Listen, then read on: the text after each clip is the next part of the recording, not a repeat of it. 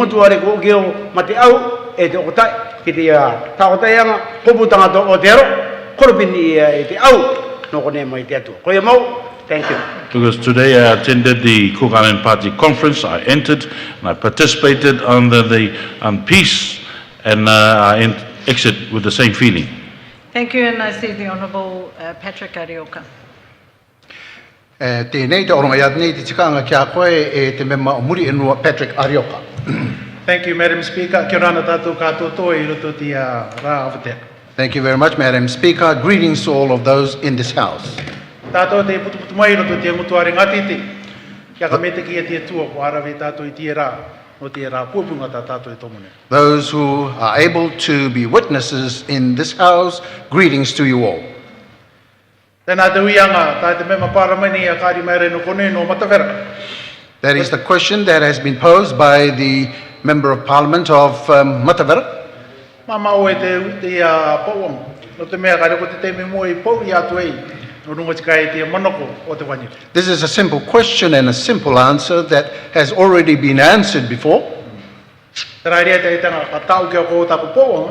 Ko I hoki, ko aka ngaro e te tutaki anga a te o wanira I tā rātou loan I roto tia ngāra. E taira wātu I Jurai a te mataiti tūmaine. It is very simple, Madam Chair, that the requirement that these growers are required to pay has been put aside until next year. Te rua, te kite ia nei rea te ngai e poruporu nei te tanganga a to tātou ronga tanu wanira. But there are still some weaknesses that is faced by our growers in regards to vanilla. Te roko nei e maua e te minita o te paianga tanu I te akapapu, e te rawe marere nei te nganga a the ministry, e te aka tete te turanga o te aoronga tanu wanira. But I would like to assure you, with the support of our Minister for Agriculture, that we are doing everything possible that can support our vanilla growers. Kia akapapu ia rau ki e ko te ia pupu, ko te o pupu o penga te ia, I te katuanga rātou I tā rātou nursery, e te rapurapu nei rātou kia maranga te turanga o te nganga tanu wanira. And may I also add on to that these are the last people of our growers are being supported, and I know that they are working together to make this possible. Te rua e mai naka te rupanga, ko ia uki, ko te pupu e marure nei rātou I tira. And secondly, those who are very strong in this area today. Te rekaraka nei mātou I te kakiti atu e, ua o rātou I te ia tuanga ko ia uki te agritech, no te tuanga pati tauturu I te aka mātutu te turanga o te wanira.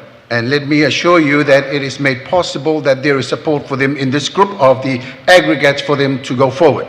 Te takai nei rātou I roto te tai turanga o ko ia uki, ko te aka metaki kino atu I te turanga o te o wanira, e kokoti nei rātou I roto tia ngā rā, e ka tau te rera no te makete ki wawake tō tātou pasere. And upon that, we would like to support those who are active in growing our vanillas, that it will be advanced in the future. Nō reira te mai naka te rupanga, o tēnā te o manoko tāko inora. Irina ki au e, te metaki nei te turanga o tō tātou wanira, e aka tēteo mumao nei, no te o make tukeke I roto I tō tātou pasere. So those are my answers to the question posed about the situation of the vanilla growing here in our country. Thank you, Honourable Member. May I just remind the members that no personal questions. It's about the business of Parliament. And so we don't want to hear about the colour of the Minister Georgiang and his clothing in future. And also, if you have already asked the question before, don't ask it again. So I see the Honourable Tamaiva Tuavera, you have the floor. Me te ke mata I mua ka tātou ka neke tue anono au te aka māratu ki te o mema. Tā koto uianga auraka e aka noo ki runga I te tangata.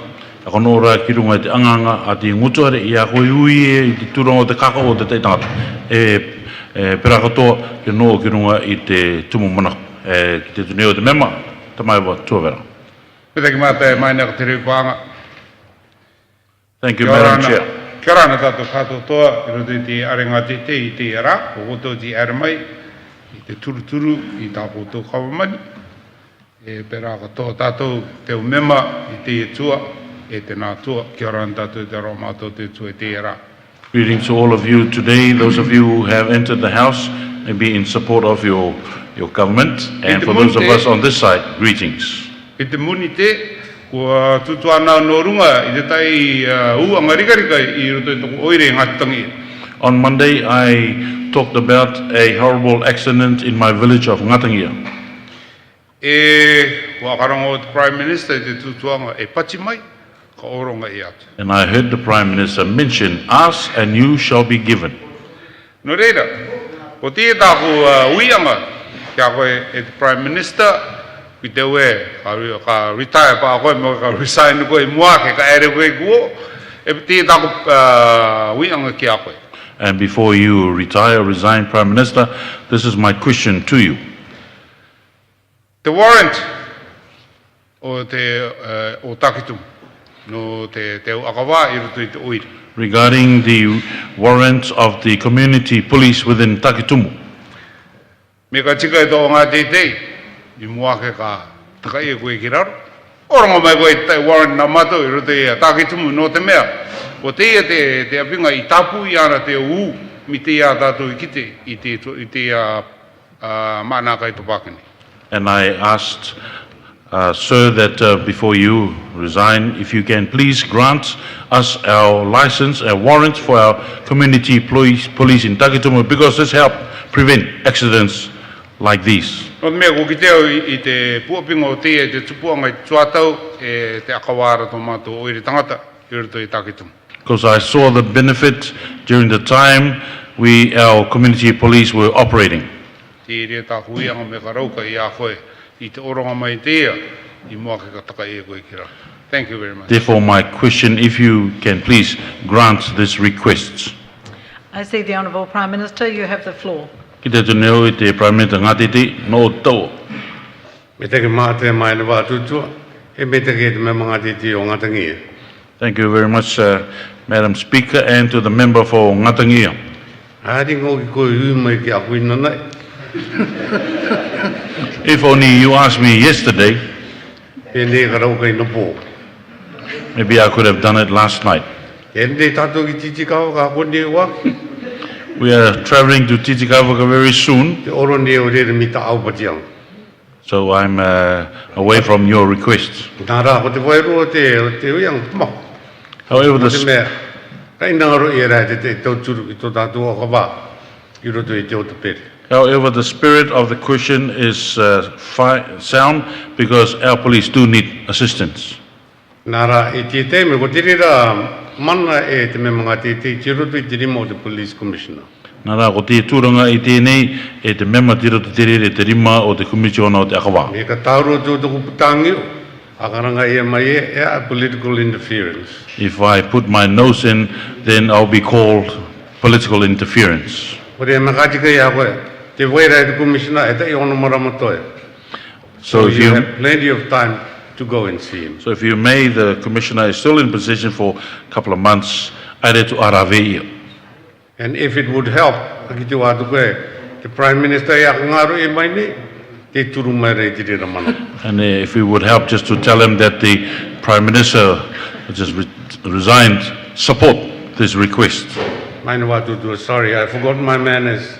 Can I extend greetings to everyone in the public gallery, in addition to the warm welcome and acknowledgments you've extended earlier? Mai ne watu toa, me ka tika o ngarponi aku nonga me ka tika ki aka arawe atu I te o taeke, te tame kutu te ngutuare I te era. I especially want to acknowledge my office support staff, Anono tika o te akamitaki I toko oronga anganga turuturu and also my family. e parakatoa toko koputata. Atai ni o ka ki te e, a maranga taku bro apai I te wō. It's the first time I've seen that my brother Pai is able to walk. E te o taike kato toa, kia ora nei te roa mātou te tua. And all the friends, greetings. Thank you. Me te mata. Thank you, Prime Minister. I see the Honourable Te Rapai Mawate, you have the floor. Te ki te atu nei au, te me mga te rapa I maua te no o te taua. I te mata I te tamaka te rewipang. Thank you, Madam Chair, Kia ora ana te tātou kato toi I te awa te. and greetings to all those in this house. Tāpiri atu nei te aro I te o te ki te neo te tai o te ake noi te taki mai, kia ora ana ki o koto.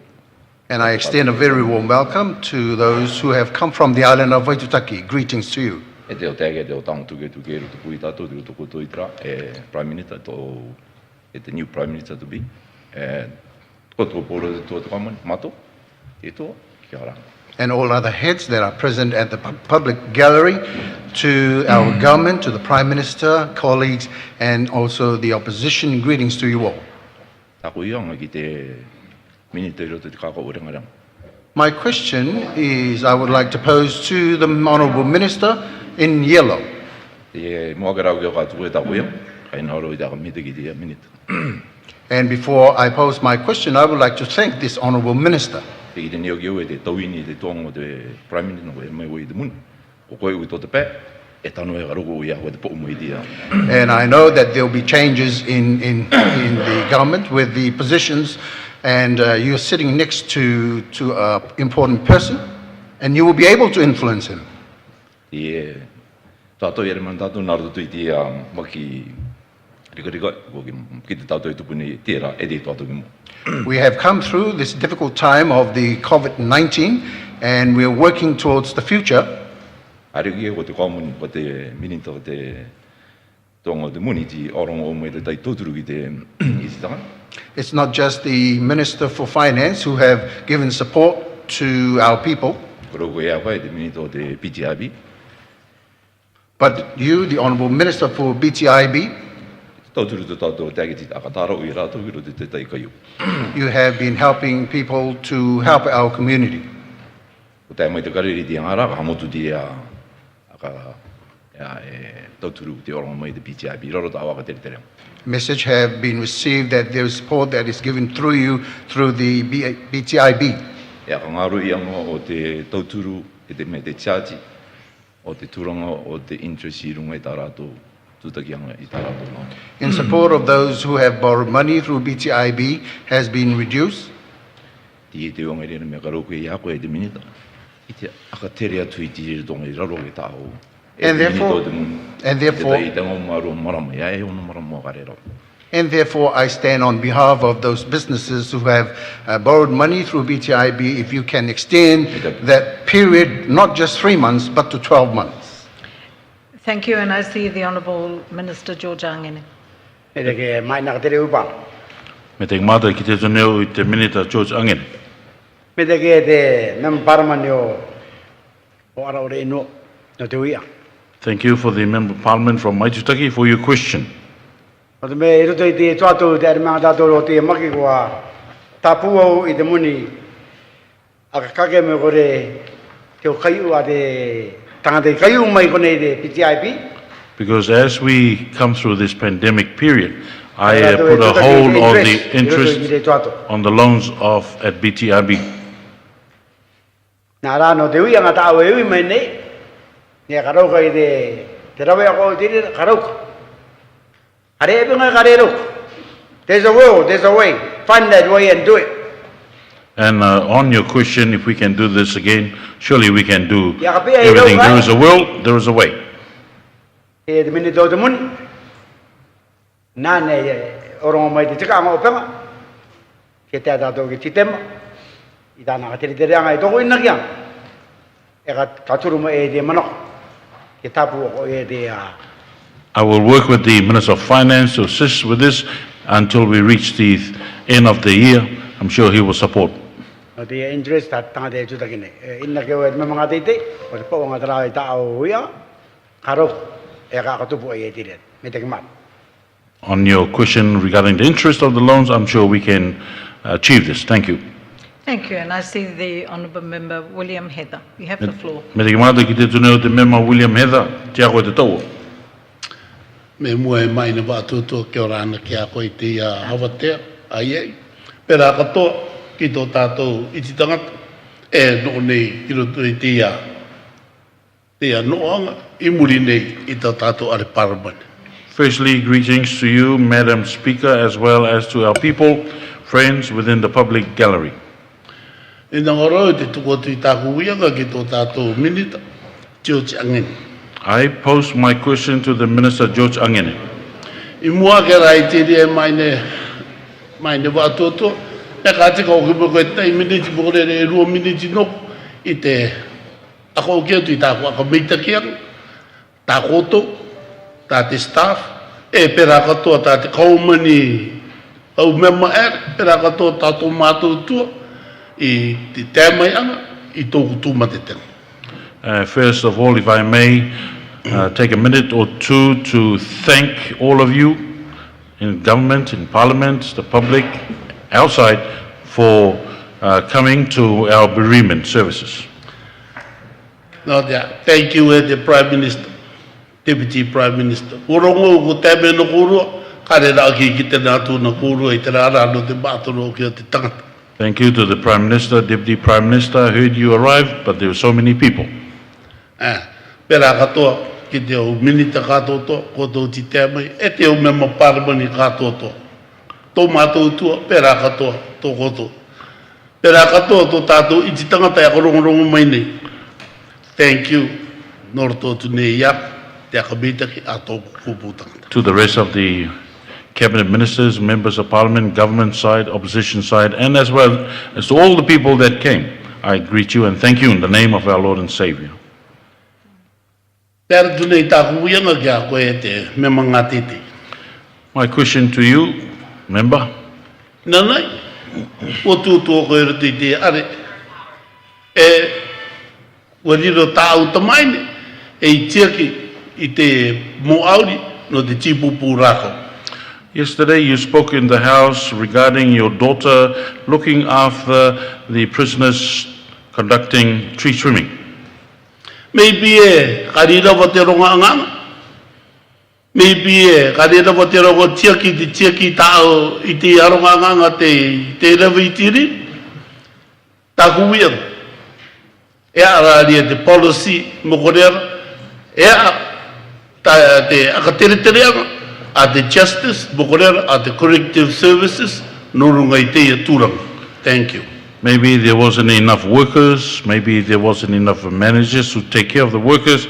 My question to you is, then what is the policy for the Ministry of Justice or Corrective Services on this issue? Thank you, and I see the Honourable Minister George Angene. Me te ke te mama, a te o roa. No runga te auianga, no tako tamai ne e cheki nei te moa.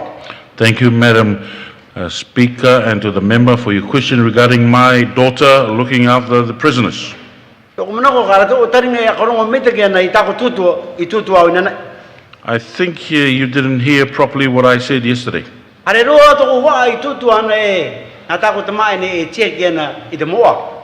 never said my daughter is looking after the prisoners. But I did say my daughter is looking after these young people. And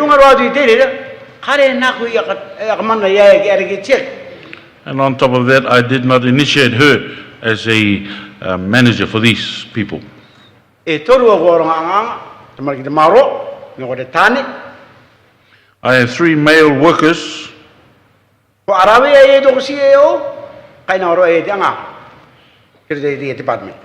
She met with my CEO and she wanted to work within this department.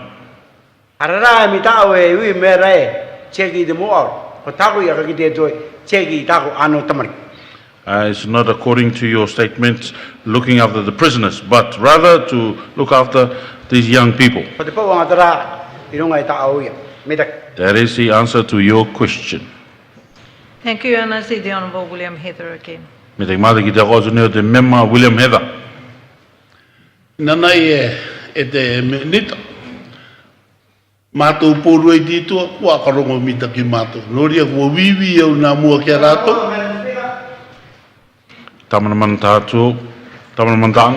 What is your point of order, Honourable?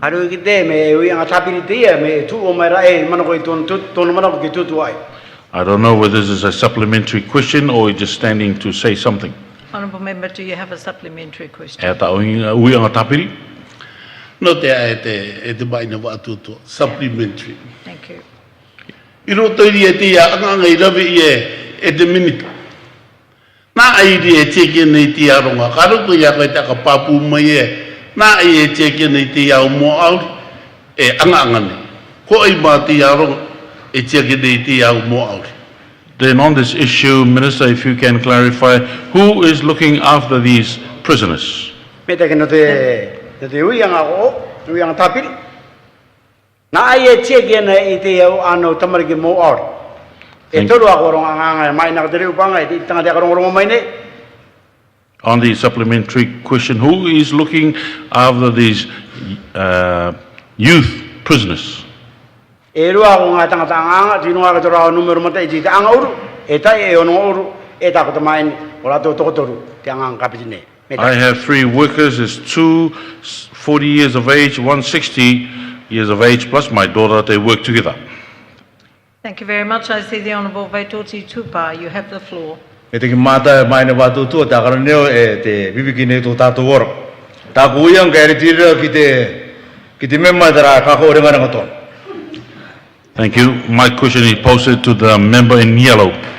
Mai na watu tua kua uia na reo i te tātou i rabe na tātou i tā tātou parliament.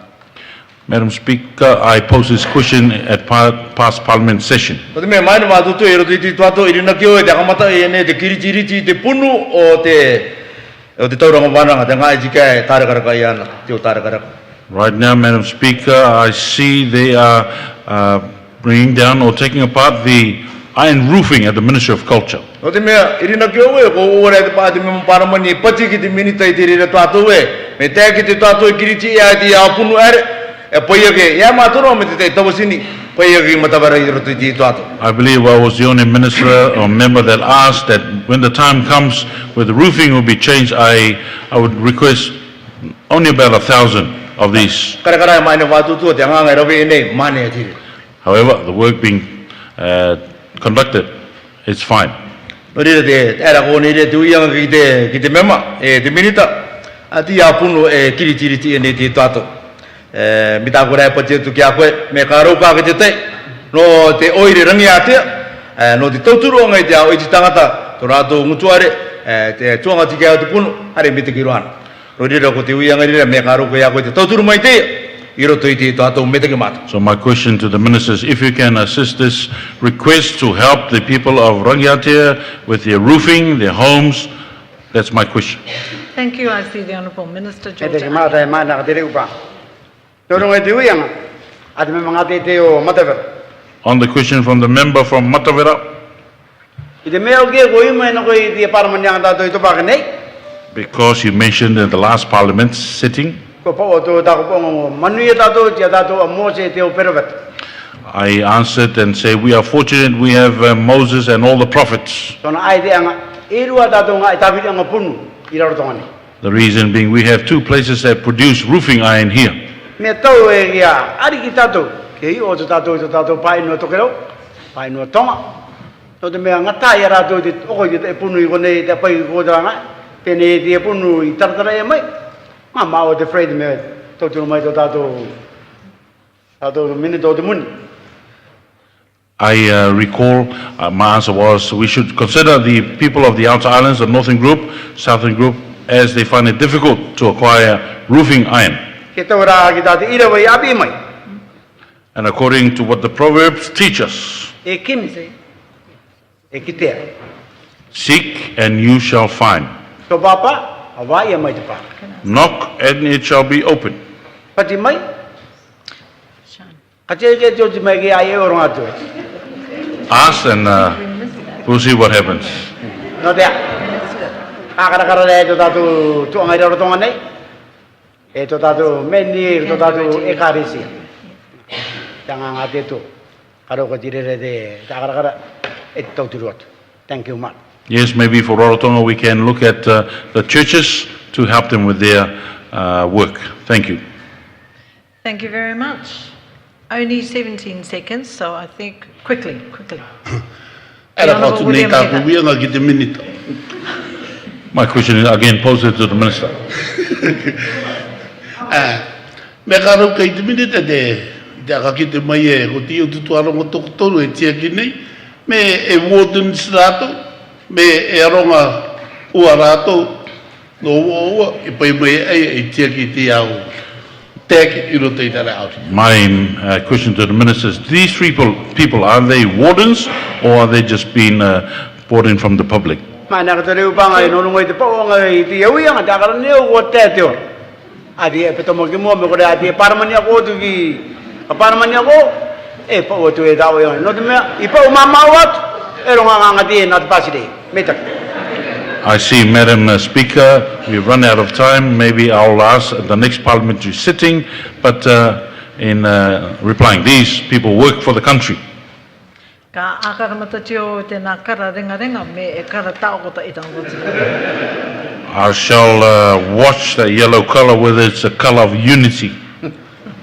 Thank you very much, honourable members. That completes our half hour of question time. Me te mata e te o mema ko taere te openga o te tuato huiang. We will now go to the business of the House. Tēnei nei tātou ki te akapapanga o tērā. And maybe there will not be many more times I call the Honourable Prime Minister, Henry Puna. This is your ministerial statement or valedictory address. Pene ko te ati anga openga te ke pacheto I te Prime Minister ke oronga mai I te tai tau karere minita. Thank you, Madam Speaker, and kia ora to you and everybody here in this honourable house this afternoon. Me te ki mata ki te maine wā tūtua kia rana kia koe e te katotoanga o te tangata I roto I te mutu are ngati te. Madam Speaker, I rise to give my valedictory speech before relinquishing the high office of Prime Minister of our little country. Maine wā tūtua tū maio I te oronga atu I taku karere vewe aroa. I mua keo ka karuke I te taonga arataki o te ambassador. Greetings to you and all the honourable members of this House. Kia ora to my colleagues in Cabinet and Government, and to the Leader of the Opposition and your members. Kia ora kia koe e te o mema ngati te o te ngutuare. E parakotoa ki toko o taeke I roto I te ruru Cabinet I te Government, parakotoa te arataki o te tua patoi e tōna o mema. To the Queen's representative, Sir Tom Masters and Lady Masters, Presidents of the House of Variki and the Koutunui, our Religious Advisory Council, and all your respective church members, and everyone listening in to our Parliament today. Kia koe tō ngati te kauono o te rikawaine Sir Tom Masters e Lady Masters, te Presidenti o te Areariki, tō te Koutunui, te warataki o tō tātou Evangere. Pera katoa takotoa au e ka Alicia Pourua, tō koto mema kia rana kia koto katotoa e karongo mene I tira.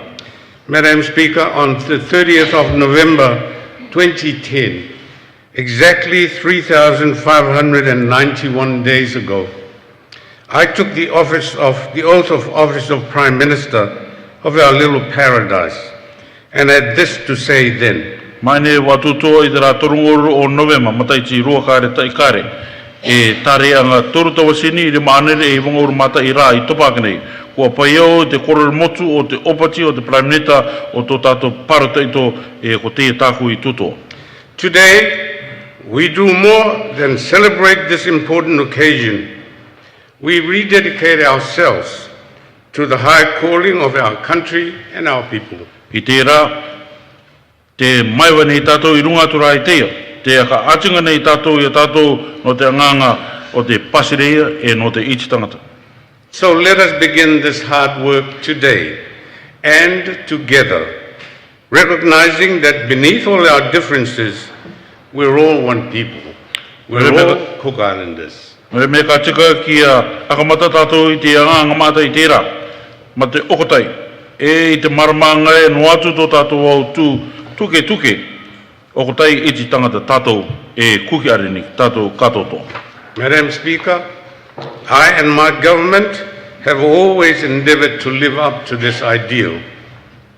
Rededication, togetherness, oneness despite our differences. I believe that we have succeeded in manifesting this spirit in many of our achievements. Solar energy for all of the outer islands, the appointment of women heads of ministries, 8 out of 14 today, the passage of the Maraimon Act without a single dissension in this House, and the comforting reality now that our country is still COVID-19 free, largely because we are united in accepting that we are all in this together. Maine watotoa, ko e tako kamani, waroru matou e kia tuorai te turanga no tatou, te ka atikanga e o kotai no atu to tatou o tuki, ko irina ki oe, ko rauka te reira vairua i te pai, nā roto i te onganga te ikatupuia, te uira, te rā no te upainoa, te tukuanga ki runga i te utaonga o te ministry o te ukamamani te uwaine, e waru i roto i te tāreanga tangoru maa ai te ira. Ko te akamanaanga i te ture nui o te marae mona, ma te kore e pato ianga i roto i te ngutuare. E te pūmana i te kite angai, te ora nei rai tō tātou pasire no roto i te maki koviti tangoru maiwa. No te mea, kua okotai tātou. I'm also pleased to report that just over 2 hours ago, the Cook Islands Party in its conference manifested this spirit of unity by voting unanimously in support of our new leader. Anono kotoa i te kakite atue i te tairua ora i tapaka nei, i roto i te uipanga a te Cook Island Party, kua okotai i te ngākau i te ikianga i tō tātou harataki o. Madam Speaker, I'd like now to begin proper by extending very special greetings to my people in Manihiki. Maine watotoa, anono i te nei te pai te taituanga i te oronga tonga i tako ka metakeanga ki toko i te tangata te inua o Manihiki. To the people of Tauno and Tuko, our sister villages that sit like pearls in the palms of God's hands. Manihiki is that special. Ki te iti tangata o Tahunu e Tuko, ngā tuaine tapereteia, te no nei o ratura mi te taipoe parau i roto i te rima maorara o tō tātou atua, o te tūranga teia o te inua Manihiki. There is a very special pe'e that I would like to try and give justice to it. Te karanga nei te pe'e urua ka tamatau i te tutua. Rapu mai a koe tangata uri reo. Ua, te rā pai o te uru awatea. Te tahiririra i te maru o Arei awa. Kua hua, kua tata. I te maharara i te āhua tanga. Nā te me mōrakanga e me mai te iu koko i te muri. As stated by the Prime Minister.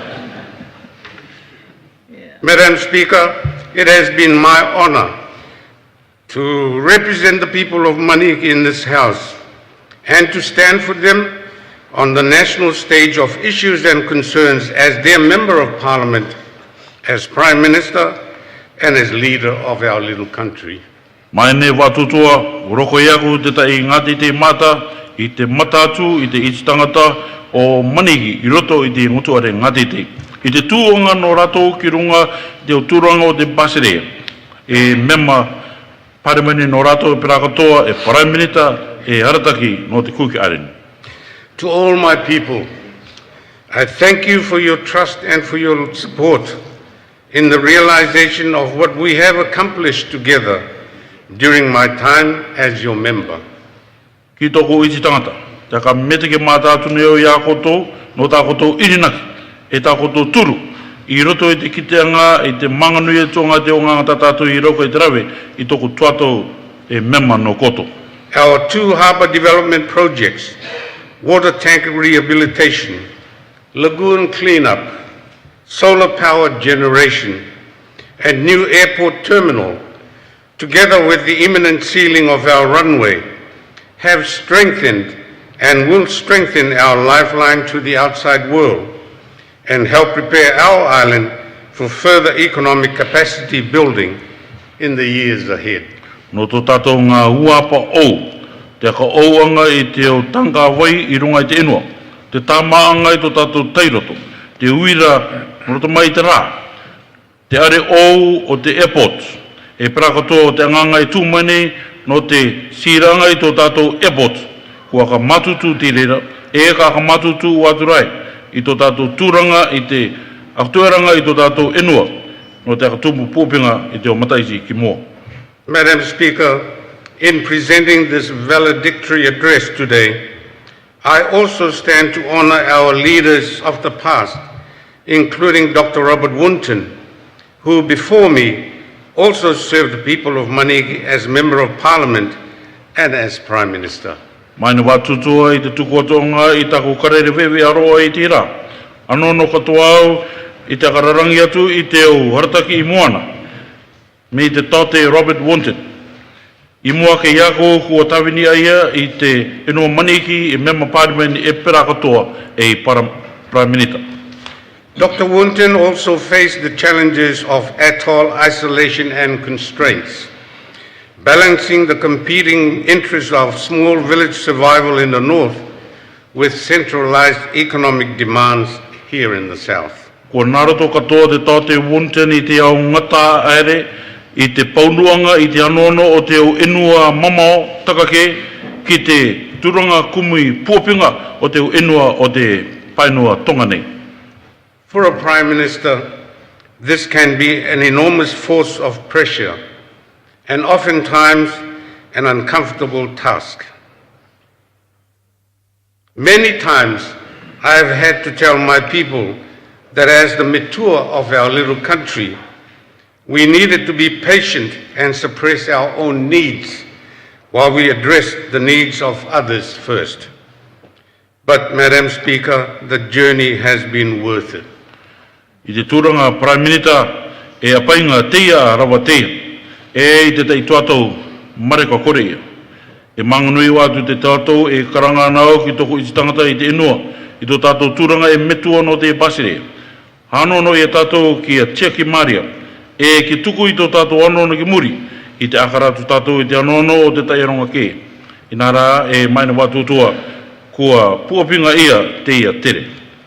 Yes, the interests of Manihiki have stayed close to my heart, as has the need for our nation as a whole to recognize the unique conditions of those who are living far from the comforts of life and the easy access to supermarkets and shops, to mechanics and engineers for vehicles, and an international airport, to restaurants and pubs, and to fully equipped health centers and schools. E tikarai ko te tūranga o Manihiki ko piri waitata te irera ki toku puko atu. E pra katoa, te tūranga o te basire katotoa. I te kiteanga I te o tūranga tuke tuke o te o painua e no mamao nei mi te oranga maru. I te pai te o toa, te ngai okoko, te o mekaniki no te o pinga akoro. Pra katoa te o airport no te ini au. Te o ngai kaikai, te o ngai inu inu, e pra katoa te o ngai rapakoanga maki me meitaki. I pledge to serve the people of Manihiki as their parliamentary servant, and the welfare of the island and its communities will stay with me in whatever role I can play for our people, or with whatever encouragement I can provide to our young leaders of the future. Ko taputau au e ka tawini au I te ititangata o Manihiki e mema pārimani no rato. E te oranga o te enua, e te utuanga I rungara. E ka no atu e atako anganga I tuato ki mua, penei. Nā roto I te maruru I anga I te tei o harataki au no te tuato ki mua. As a younger man, and that can't have been that long ago, I also look to our leaders for encouragement and guidance. The late Sir Geoffrey Henry was one of those leaders who provided support where it was needed. I toko tuatou e mapu tāne ara. Kua akara nao ki te tai o harataki moana. Ki orongo mai I te tai o harataki anga te tai o apia. E ko te metua tāne Sir Geoffrey Henry te takake. Ko ia te tai o te o harataki te orongo mai tāna turu I te o atianga te inangaroi. Our party leader was renowned for recognizing youthful potential and was often the encouraging force behind those who demonstrated the qualities and abilities to advance quickly. His foresight nurtured leaders of the future, a quality we should all uphold. O te rera metu arataki no tātou, rongonui aia I te akaranga I te pōpinga, o te o mapu o, parakato i te tauturonga i a rato te ka rauka te turanga mamao ki mua, ko tōna turanga orama i te ututuanga i te warataki no te tuatau e turanga te e tau ki a mau tātou. In fact, I can truly say that the landscape of political leadership was shaped greatly by Sir Geoffrey Henry and our former prime ministers. And while the company of those men has since been depleted, we have had the benefit of an extended and expanded blueprint from which to build further because of them. Nā, ina rau te papu e, ko te tūranga ka tere poroteki o tō tātou pasire, ua ka mou i te rera e Papa Geoffrey, e te o Prime Minister i Moana. E no atu e te pōnei tire uki i te mate, e kua roko rātou te akaruke mai i te tai akaranga tango metaki no tātou e i geriro e i akatū atu no te tuatou ki mua. In their footsteps, we gained a stronger foundation for self-determination, a framework of governance where the future is mapped by our own talent and foresight, and where the measures of success as well as failure are our own. I roto i te rātou rua tapu ai, ko roko i a tātou te tai tango matutu e i arataki i tō tātou pasirea te o hanononga o te akatereteanga. E nā te tuatou, no te tuatou ki mua, te roto te rira i tō tātou rima, e tō tātou ki te pakari, e te tare o tō tātou manuia, e tō tātou tarauke, te roto rai i tō tātou rima. Madam Speaker, honourable members, we stand stronger today because we've taken ownership of those past efforts, and we will continue to do so if we are to stand together. Mane e wā tōtoa, te matutu nei tō tātou turunga i tērā no te mea, ko tātou mo tātou i te o anganga i topa i muri, e ka tupu atura i tērera me tū kapipiti tātou i tērā. The legacies of leadership will help us going forward, even as I stand here to pass the burdens of leadership onto the shoulders of your new Prime Minister. I have the utmost confidence that with each link in this chain of succession, the Cook Islands will continue to grow with stability and resilience. Ko te o tūranga te karuke mai e tō tātou arataki i Moana. I te tuatau, te tūnei au, tapapane au i te orongatu, i te teiaanga o te aratakianga, ki runga i ngā pokoiwi o tō tātou Prime Minister au. E irinaki a ngā māta tōku e ko te iau tūpopo o ngā tuatau o te kukane ka riro te reira e ka matutu i tō tātou tūranga no te tuatau ki mua. Over the past 10 years, the rate of growth and expansive development here at home has been partly fueled by a progressive building of relationships abroad. I ngā urumatai ti tapakane, ko te tupuanga e te aka mitakianga i te pasirea nei, ko tauturi a tirira nā roto i te tupuanga, pirianga pasirea no i waomai. Our revenues from export tourism dollars reached record highs over recent years before the onset of COVID-19, and the driving force of our international diplomacy has rewarded us with more fruitful development assistance from our key partners. Ko te moni mata e roko mene no roto i te tūronga turoto, ko tairoa te rea ki te tai tūronga titi roa i ngā mataiti i te pākanei. I muake, ka tupu e tia maki COVID-19. E ko tauturu i tia e te o pirianga pasirea tā tātou i kite i te roko meanga te tai tauturu no roto mai i te au tai. Madam Speaker, many of our domestic projects would not have been possible without face-to-face diplomatic interaction at the highest levels, meeting in foreign capitals all around the world. Mai ne wātutua, māta wātu te wakapupinganga o te pasirea karero koe te rawe, marira ki a arawe tātou mata ki te au pasirea i waoke i tia tō tātou painua, e i roto i tō rātou au pasirea i tō rātou au enua. And in doing that, Madam Speaker, I have learned to shut my ears off to the constant criticism that the Prime Minister was travelling too much. E roto i te mai na watutua kua raukai aku i topiri i tōku taringa i te karonga i te kope e te mātani roa te tuatau tere o te Prime Minister. After all, we must accept now that government business today is international business, and our place in the world's affairs must be engaged at the levels we have now secured for our future well-being. I muria kera ko te anganga a te kamamani i te tuatau no runga te rera i tēni au.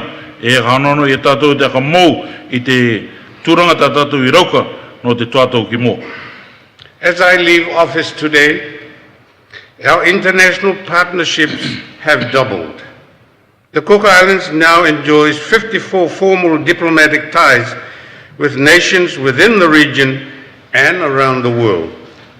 Many of those ties with countries such as New Zealand, Australia, Japan, South Korea, India, as well as the European Union, have brought immeasurable benefits right through to our smallest communities. Ia ko ka karuke i te rā. Ko tō tātou piri ngā pasireia kua mātātu te rera i rua teimu. I te tuatau te mataora nei te kamamani i tōna piri ngā pasireia e angoru maa, e rimangoru maa pirianga i te o enua o te pai mona e perakatoa takapineke i te niao. Manganui watu te iau pirianga ki te o pasireia me ia Nutiren, Australia, Japani, South Korea, Initia e perakatoa i te pai enua Europe. Kua pai mai te rera i te tai o pōpinga ngā mata ki tō tātou pasireia e tairo atu ki raro i te o putuputu ngā rikiriki.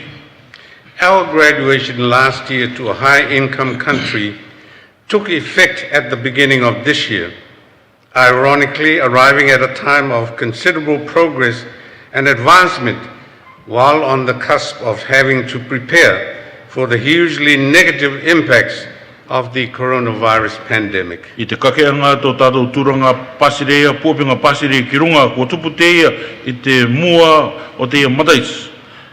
E ko tai mai te rera i te tai tuatau pōpinga tikai no te pasireia, ina rā, kua rokorona katoa ia mai te ia i te tuatau kino o te ia maki korona.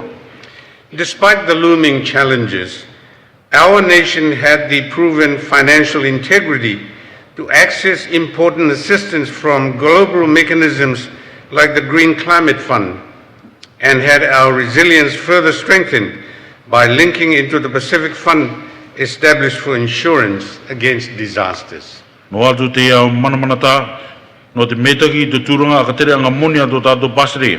Ko roko ia tātou i te itai atu, te tai tauturu, no roto mai i te tai pūtia moni, karanga ia Green Climate Fund. E pekara prakato tō tātou tū, matutu i te atu ia tuonga ki te tai pūtia moni, tiaki tauturu karanga ia Pacific Fund. I digress at this point to acknowledge the wonderful efforts of our officials at the Ministry of Foreign Affairs and Immigration. They have worked tirelessly, including traveling endlessly to expand our diplomatic footprint. So to the Peru and your staff, me taki mata for your excellent work. Anga o te mei te oranga atu tako metikenga ki te oranga manea a te oranga anganga o te tuanga Ministry of Foreign Affairs and Immigration. Ko anganga mata rato ma te roiroi kore i te tereanga i te au atianga rawarai i te aka mata atu i tō tātou pirianga pasirea no reira ki a koe e te Pairo Herman e tō o aronganga. Metaki mata no tākoto anganga metaki. Madam Speaker, I am pleased to say that this national level of capability today has its origins in the visionary dreams of our former leaders. Mane watutua, te reka neo i te karanga e ko te tūranga te te o tō tātou pasire e tira, kua ka tango i a te rira ki rato i te orama a tō tātou harataki are i Moana. One important and lasting example is the direct line from the announcements by Papa Arapati Henry to exercise sovereignty over our ocean's resources, right through to the expansion of our international fishing agreements and the establishment of a formal framework to govern our seabed minerals. Ko te tai akaranga me te kite ka akara tātou ki roto I te tutua ia e papa arapati enere. Kia ka mau tātou I te tikanga o tō tātou taimona. Parakoto te aka matanga I tō tātou pirianga no runga I te tautai roto I tō tātou mona. E te aka noanga I te taituranga no te aka wanga I te puapinga I raro I tō tātou takere mona. Honourable members, our role today and into future years is to preserve the sustainability of these resources for the generations of the future. For that reason, and to uphold our obligation internationally as well as domestically, the framework of Marae Moana was passed 3 years ago. Ta tātou nganga I te tuatou no te taporoporo I te au puapinga no te uki ka ere mai ki mua. E no te tumuanga I te raweanga I ta tātou anganga I runga I te nio I perakato I roto I te basirea kua ka tupu ia te Marae Moana I ngā mataiti e toru I tupakane. Marae Moana was not just an affirmation to ourselves of the importance of our future. It was also our message to the world that the natural resources of our EEZ would be forever protected under an umbrella of sustainable use, a balance in keeping with agreed United Nations principles. Kare te Marae Moana I te tai aka papuonga ki a tātou ua, marira, e karere teia, e aka kiteanga teia nā tātou, ki tote ni au katotoa, e ko te puapinga natura o tō tātou o taimona, tō tātou kena pasirea, ka paruru I a terera I raroke I te teo whanonoanga, te tau ki raro I te whanonoanga a the United Nations.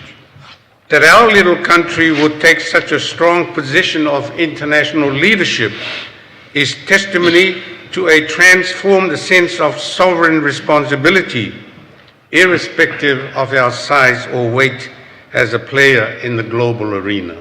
I te mea ko taka I te kukaineni I te tai tuanga harataki I roto I tēnea. Ko te akairo te ia I te nekeanga te tauianga tō tātou manako I te paianga I te mana o tō tātou pasirea, no atu ea te mengiti o tō tātou pasirea I roto I tēnei au.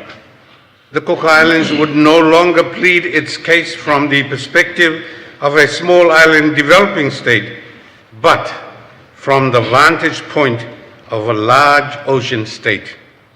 This has been the underlying theme of our voice and of our actions over the past decade.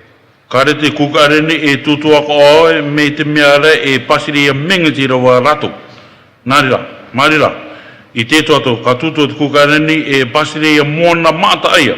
Ko te aiteanga te I ta tātou tutua, I ta tātou anganga te rawe I ngā ngauru mataiti topakene.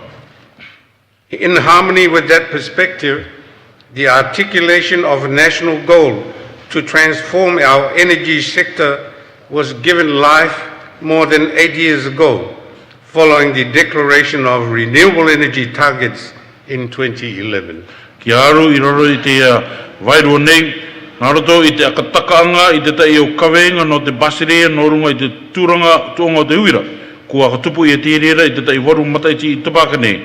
Nā roto I te akapapuanga I te anono no te akatuanga uira I te mataiti rua tausini e tengoru matai. The steady conversion of electrification throughout our islands to solar power has generated numerous benefits while we continue to pursue the major challenge of transforming Rarotonga. Ko te anganga marianga I te tauianga I tō tātou uira I te paenua ki te turanga o te sola. E mātua atu te pōpinga te roka mai no roto I tia I a tātou katoa e tauta nei I te tauianga I te turanga o Rarotonga nei. For those of you lucky enough to have been to paradise, that is Manihiki, you would have seen firsthand the benefits of solar power. Ia koto te manuia e ko tai koto ki te parataito te karanga I ko Manihiki. A ki te mata koto I te au pōpinga te roko mai no roto I te ia uira rā. Diesel fuel electricity, for example, no longer reflects the major share of our greenhouse gas emissions. Every outer island is free from the dependency of costly bulk fuel shipments, and we've helped set up an enabling environment for electric vehicles, which is already part of a new priority for our transport sector. I te tuatau, kāre te mataanga o te Hawaii ta tātou e pupu nei ki wā e norto mai I te uira tisara. Paurua te o painua huora rātou norto mai I te irinakianga I te pai inu okomata. E kua kano tātou I te tai turanga o no te au motoka uira. E kua kano takere e te ia I roto I te tuanga akatere o te basiri. Madam Speaker, the paradise we call home is the core vision of these initiatives, which have been in force over nearly 10 years. The land-based transformation of energy, the sustainability of our ocean's resources under Marae Moana, and our reach for a better future by standing strong together present a formidable front to the outside world and the pressures it can bring. Mai ne watutua, wakatango ia te au oroma ki runga I tō tātou parata I tō tātou e karanga nei ko tō tātou kainga. E naroto I te onganga te tupu ia. Aka tupu ia, te tauianga o te uwira I runga te enua. Te taporoporoanga I tō tātou mona I raro kei te marae mona. E parakoto I te akaratu I tātou no te tuatou ki mua. Naroto I te tū kapipitianga ka riro te rere a kāre mai te taituranga matutu no tātou ki tō tia nei au.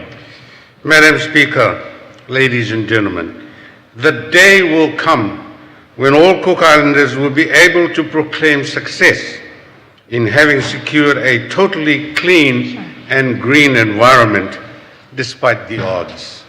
Mai ne watutua e tātou pōrua. Ha tai mai te rā. E karangai te o kuka ni pōrua e ko roko e tātou te taituranga mā no tō tātou waurangi no atu e a te o tai ia. This is the distinction that will set us apart from the rest of the world. Nā te ia e akataka mai a tātou takake mi tō te ia nei au. This is the position from which our pristine environment can generate sustained economic opportunities. Ko te tūranga te ka roko I a tātou no roto mai I tō tātou aorangi e metaki I te kimi pōpinga no te taitūranga kimi pōpinga no te tātou ki mō. This is the vision that can provide the security for our sustained well-being into the future. Ko te orama te ka oronga mai I te te ka papuanga no te tātou tūranga metaki no te tātou ki mō. My goal as Prime Minister was to set our controls to the heart of this vision. Ko ta wanono e Prime Minister no te aka noo I te o raweraweanga I roto pū I te ia oramani. But, Madam Speaker, the inevitable challenge all leaders must face is the support of those who must bring your vision to reality. Nā rai mai ne watutua ko te o pinga ka anono ia e te o harataki pōroa ki a turu ia e te o tāke e a kariro mai I te au orama. Leading the nation as one is the most noble of duties, but one that can also prove to be the most elusive. The decisions you make may have far-reaching consequences, and the need for support is as crucial as it is broad. No atu e turanga ngati te harataki te tai basirea, nā rā. I te tei tuatau kareti e raukar. Ko tā au tukuanga tika e mamao tō rato arapakeanga e ka anono ia te tauturu, te turu I a koe. Future goals will depend on the ability to secure that support, to mold that support, which will come if the realization of those benefits changes the lives of people for the better. Ko te koroanga no te tuatau ki mua. Anono ia koe ki a rauka mai te turu. E I te tanoanga I te rea tauturu. E ka rauka tirira me marama ia te o pōpinga no te oranga o te ichitangata no te tuatau ki mua. Madam Speaker, this voluntary stepping down from high office today is the first in our 55-year history as a parliamentary democracy. And while this transition is breaking new political ground today, our obligation as representatives of the people should remain focused on a spirit of national togetherness, rather than political ambition. Mai ne wā tutua, ko te ekeanga ki raro no runga i te taonga tetei. O te taime mua te ia, i roto i tō tātou pasere, i roto i te tai 5 ngauru marima mataits. I tūranga Parliament. E no atu te takaine te ki te takaingo ou i tērā, nā rā. Anono i a tātou te o mema mata o tō tātou i tangata ki a mou tamo rai tātou ki runga i te vairua o te okotai auraka ki runga i te tūranga o te politik. My encouragement now will be on the need for our people to come together in support of the efforts needed to manage these difficult times ahead. Tākua ka maruiruanga i tērā. E anono i a tō tātou i tangata ki a anganga kapits ki turu i te o anganga paruru i a tātou i roto i te o tuatou manamanata ki mua. The past 7 months of uncertainty have been stressful and discomforting for us all. But our role as a government has been to provide as much support as is practicable while ensuring we stay the course of securing our health and our safety. Ngā tātika e te manamanata te itumata iti i topaka nei. Tā tātou nganga i kawamani, ko ioki, ko te akapapu e, ka roko te tauturu, i te unga i ka anono ia, ma te akaranga e ke mautamu rai, tō tātou turanga oranga, e te paruru i tō tātou ititangata. The key to preserving our COVID-free status will continue on our ability to work together as one, to stay committed as one, and be considerate of each other as if we are one. Vigilance and patience should be our guiding principles, and our confidence in the authority of our health experts should inform our behavior. O te paruru atu i tō tātou pasere no roto mai no te tuanga COVID, ia wai tamu rai tātou i te anganga kapitianga no runga te ki tū, takotai tātou, kia akatapu tātou i tātou ua orai, iti tangata okotai. Anono i tātou kia akara metaki i te au tūranga, ke paruru aturai i tō tātou pasirea, ke irinaki ki roto i te kite te mana o tō tātou pai marai ora, ke riro te rira te arataki i tā tātou kārawe. Amid the clouds of the unknown, we as a people are made stronger by the certainty of our faith in God and the knowledge that He will guide our way forward. Mo atu te iau tumurangi ki te kore ia. Nara o tātou i te tangata matutu tō tātou i roto i tō tātou akarongo tāmou ki roto i tō tātou atu. Ma te marama ngai nana e arataki i a tātou ki mō. My favorite text is Proverbs 3, 5 and 6. It says, "Trust in the Lord with all your heart and lean not on your own understanding. In all your ways acknowledge Him, and He shall direct your path." Taku irawa marekaro atu irawa tamou. Te roto te rira i te peroveta toru 5 Te karanga nei, irinaki roto i te atua mato o ngako katoa. Auraka e irinaki ki runga i to o wara marama. I roto i ta o nganga e rawe. Irinaki iaia ki arataki i to o arata. Madam Speaker, from the moment of taking office on 30th November 2010, my own path would be touched by many who chose to serve our people, but sadly would be taken from us all too soon. And here today represents the start of a roll call of honor I wish to recite as a personal tribute. Mai ne watutua, me te rā i apaio i te taonga i te turungoru, rā turungoru November i mataiti i ruakare ta ikare. O toko hara, kua harapaki au e te tai au taeke te riro, e tauturi aku tuma te tengara kua takake atu rātou, e kanono i te tatau atu i te rātou kapapang, ki riro te e akararangianga nā. Sir Geoffrey Henry, Prime Minister. O te Prime Minister, Sir Geoffrey Henry, Sir Dr. Terepai Maut, Prime Minister. the Prime Minister, Sir Terepai Maote, Dr. Joseph Williams, Prime Minister. Prime Minister Tauti Joseph Williams. Papa Inacho Okaruru, Deputy Prime Minister. Me tuatane Papa Inacho Okaruru Tauturu Prime Minister. Robert Wigmore, Deputy Prime Minister. Papa Robert Wigmore Tauturu Prime Minister. One name I had missing from the first list. Papa Pupuke Robati, Prime Minister. Prime Minister Papa Pupuke Robati. Papa Kula Strickland, Minister of the Crown. Me tuatane Papa Kura Strickland, Minister no te Corona. Papa Dan Kamana, Minister of the Crown. Me tuatane Dan Kamana, Minister no te Corona. Peri Vaiwai Pare, Minister of the Crown. Papa Peri Waiwai Pare, Minister no te Corona. Nandi Glassy, Minister of the Crown. Me tuatane Nani Glassy, Minister no te Corona. Albert Peto Nicholas, Member of Parliament. Me tuatane Arbati Peto Nicholas, Member of Parliament.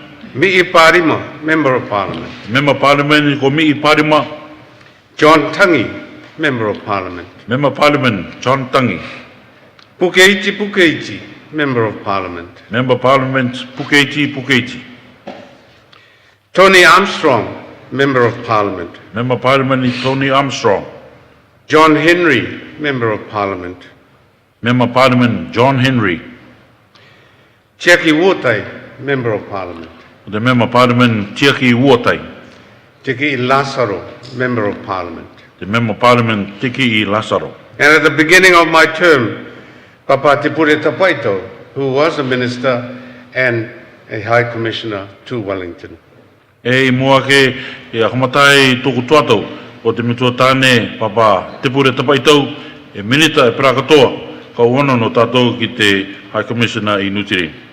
I also wish to remember the colleagues I worked with at the official level and was deeply saddened to farewell them. Maybe empathy. Anono katoa au I te akamara I toko o teke anganga I ruto te government e ko teitai a tika eo I te vewe a roanga I te au teke me a Navy Epati. Public Service Commissioner. Komisiona o te ronga anganga o te government. Aukino Tairea, Secretary to Cabinet. Aukino Tairea, Teketire ki te Ruru Cabinet. Testa Temata, New Zealand High Commissioner to the Cook Islands. Tesa Temata Komisiono no te Nutireni ki Cook Island nei.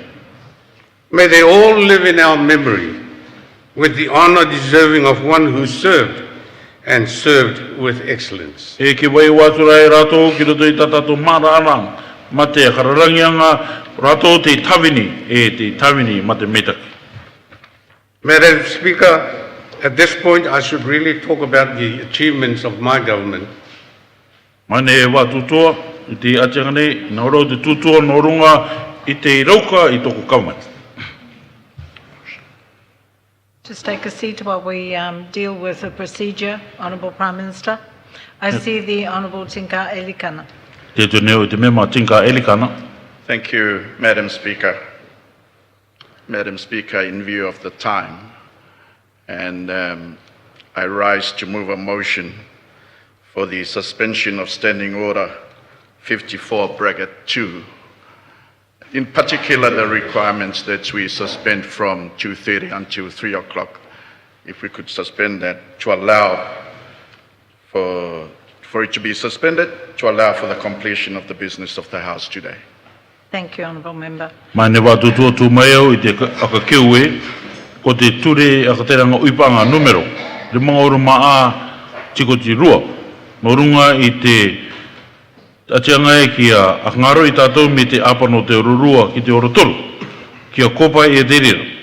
Ki a rauka I te akoti I te karere a te Prime Minister. I seek a seconder for the motion. Me tone te turu no te akakeuanga. I stand to second the motion.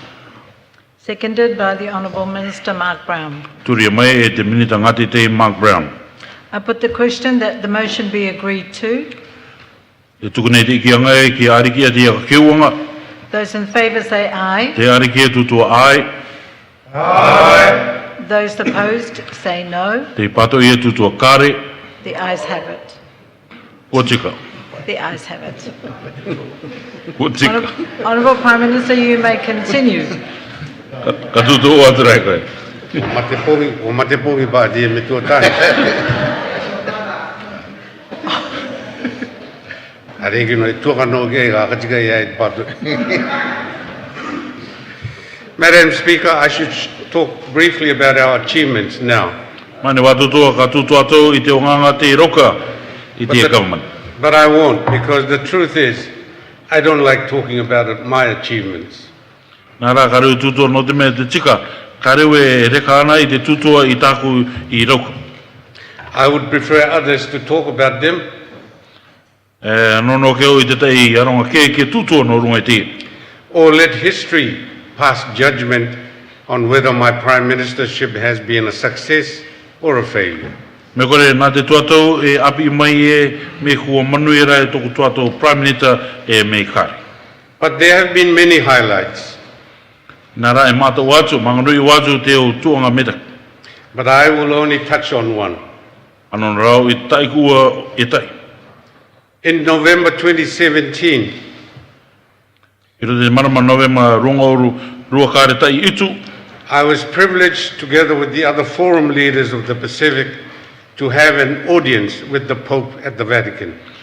Ua ngati te tika eo prakatoa, e te tei orataki o te Mona Pasifika nei i te araweanga, i te Pope, i te Vatican.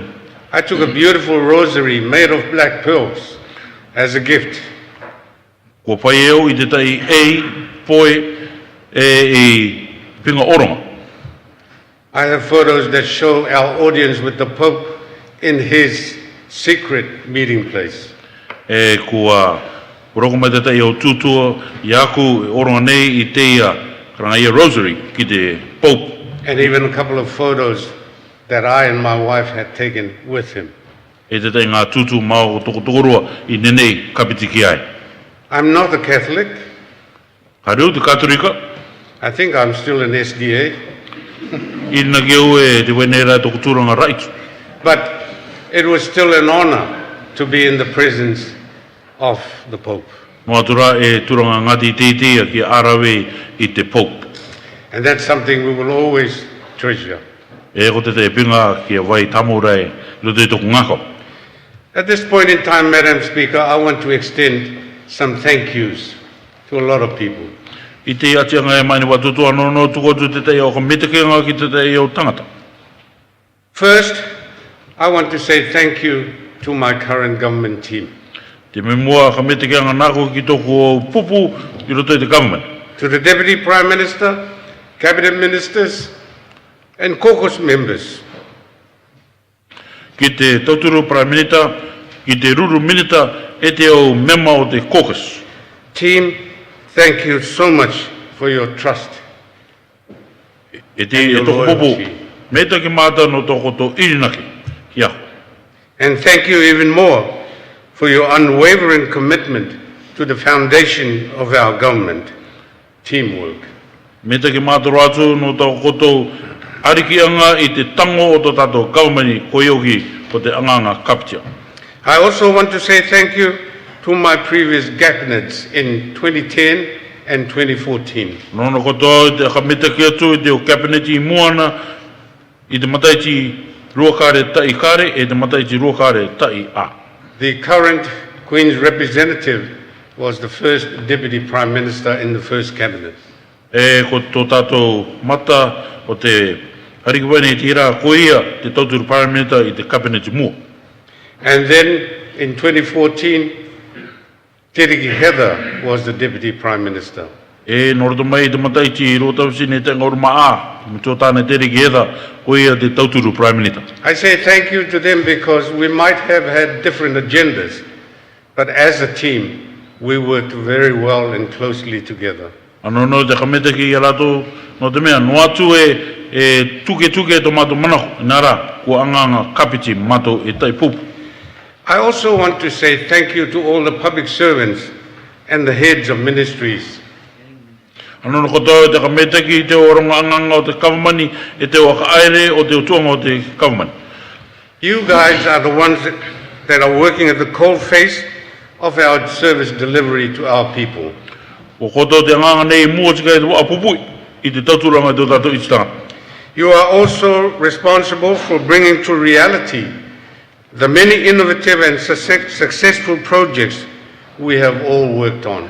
Aroto I takoto nganga metaki I tupu e te o mana konokoanga I te o nganga pōpinga na tō tato I te tangata. Our success is your success.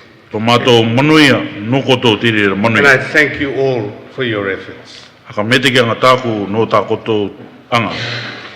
I also want to thank our traditional leaders, Ano no kotoa te ka metaki I tō tato aronga mana. the Uyariki o te Pasiri.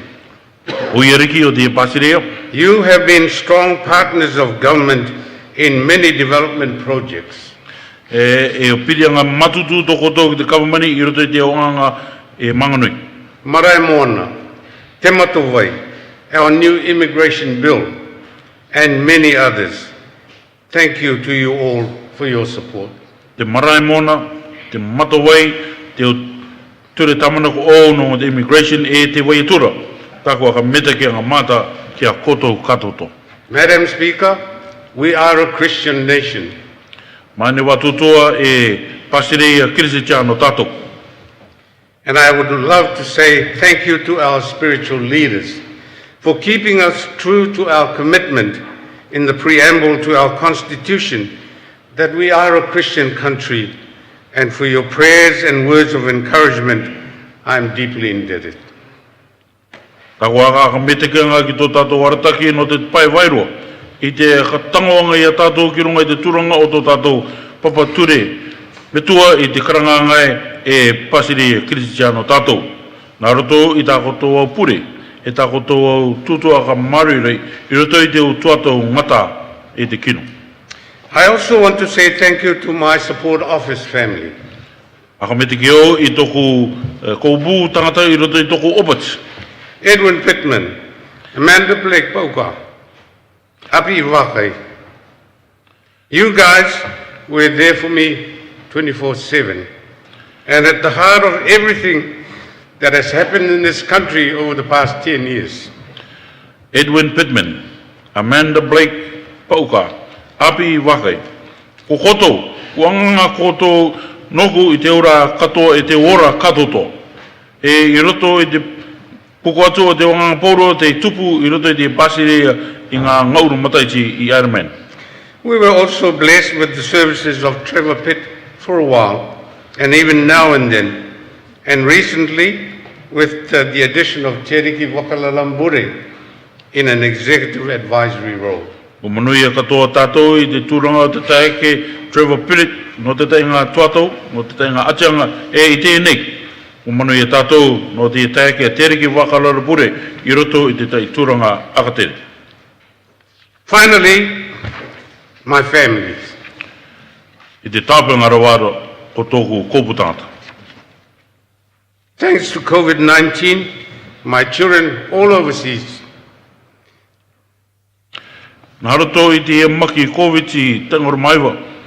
Tāku o tamariki paurua te teiake wao ke te pasire.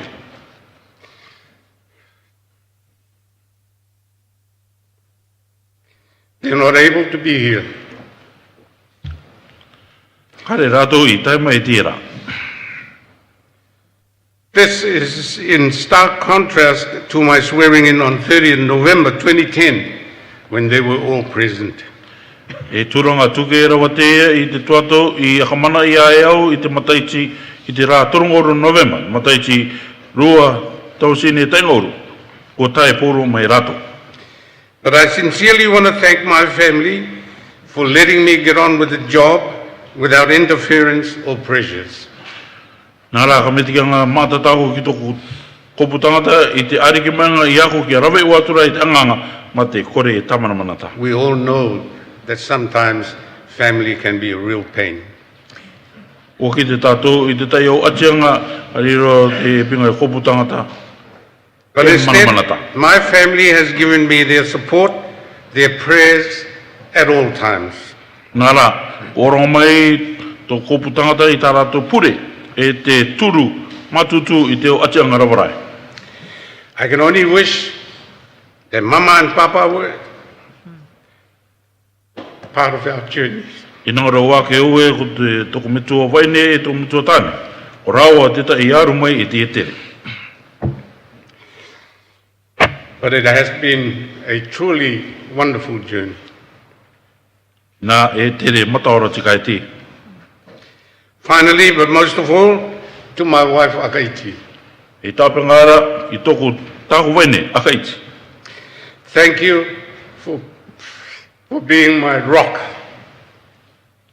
Me te ki mata ko koe toku akatangoa. I would not have made it this far without your love, your support and encouragement. Areo e tai mai ki te mamao marirao ko tō inara. Tā au turu e tā waka maruru iang. Madam Speaker, with these words of appreciation, I also extend to you for your guidance and rulings and convey to this Honourable House and all its members my sincere gratitude for their kind support over the past 10 years of my Prime Ministership. Mai ne watutua naruto i te au tutua ka metaki.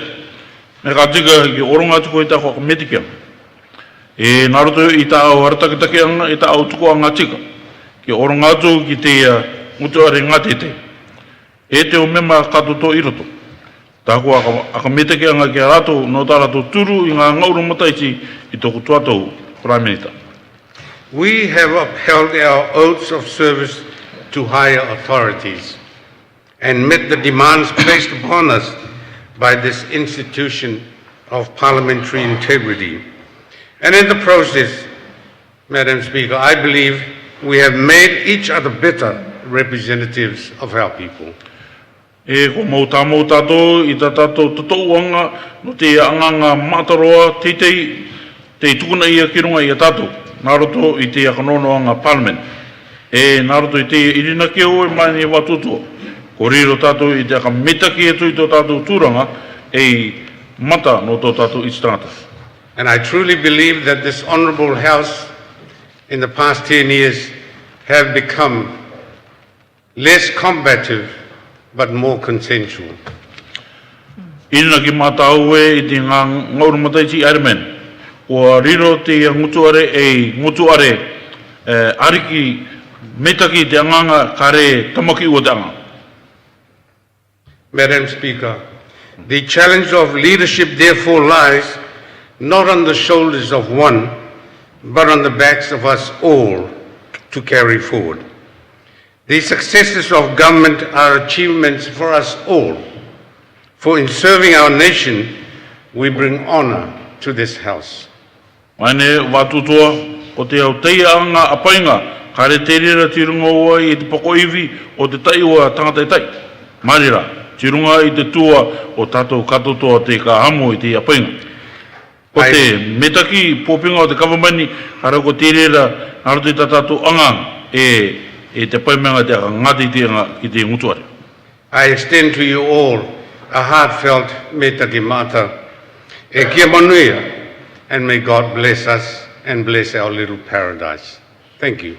Oronga tō i tāko ka metaki anga kia koto katotoa. I roto i te ngomana o tō tātou atu i taturuma i te atua i tō tātou partai. Madam Speaker, can I just add at this point in time that the people of Manihiki have composed a beautiful song for me, and they've asked if that can be played now before any discussions take place. With your indulgence. Mai ne watutoa me ka tika. Ko tai me te ka ki te ko atu toko i te tangata Manihiki i te tai imene no me ka tika i a koe. Ki roko mai te tai tuatou ki a akatangi i atu te imene. It is always a humbling experience to hear from others what they think of you. May not be too positive, but it's still very humbling. But my people of Manihiki have really composed a beautiful song that conveys their sentiments and their feelings for their Member of Parliament. Thank you very much. E mea me taki ki a korong koe te tuatua te tai ronga i tuto mai no te tai tuatou kare me te ki roana i nara. Kua ki te mai toko i te tangata Manihiki a roto i te imene tō rātou mana kono koa ngā noku me te ki matu. Thank you, Prime Minister. We have done many things the first time. in the last few sittings, and this can be certainly one of them. It'll be our pleasure to be able to allow you to play the song that has been specially composed for you as the member of Manihiki. E te mata e te Prime Minister, I te mea e kua rawe tātou I te tai anganga no te teimi mua I roto I te ngutuari. He mea taurai, ke rawe tātou I te anganga no te imene te atu ia noo ki te tātou no I roto I te ngutuari ngatiti. Tātou pēu tupuna o te puro pare hei roto e tōku pukuatu. E hātūra o rei lava to hoku hinangaro I to hoku te ia lano, te ia papa Prime Minister no tātou. Tā tātou bebe a roanga I ai e te rānei. Tō manako o mai au te pati tōku me tua tāne. I ātua ka māua I te tai himene. I a kāri. Te ia himene. I atuia. Nā mātou tai teia no te mata horua, pera katoa tō tauhunu ne, nā mātou katoa tō teia.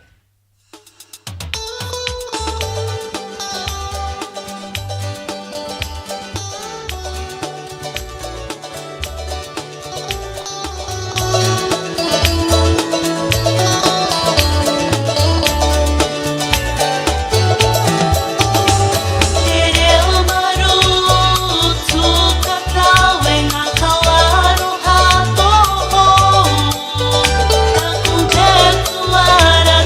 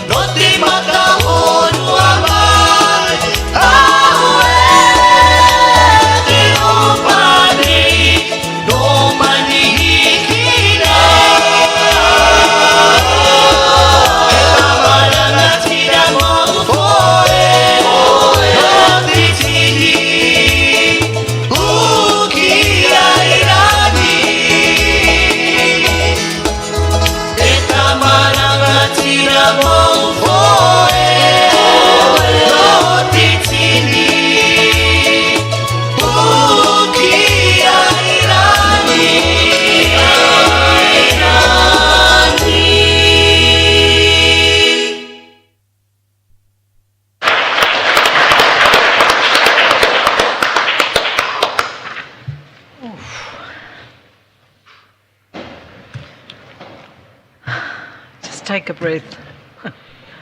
That was wonderful. Thank you for sharing that with us, Honourable Prime Minister.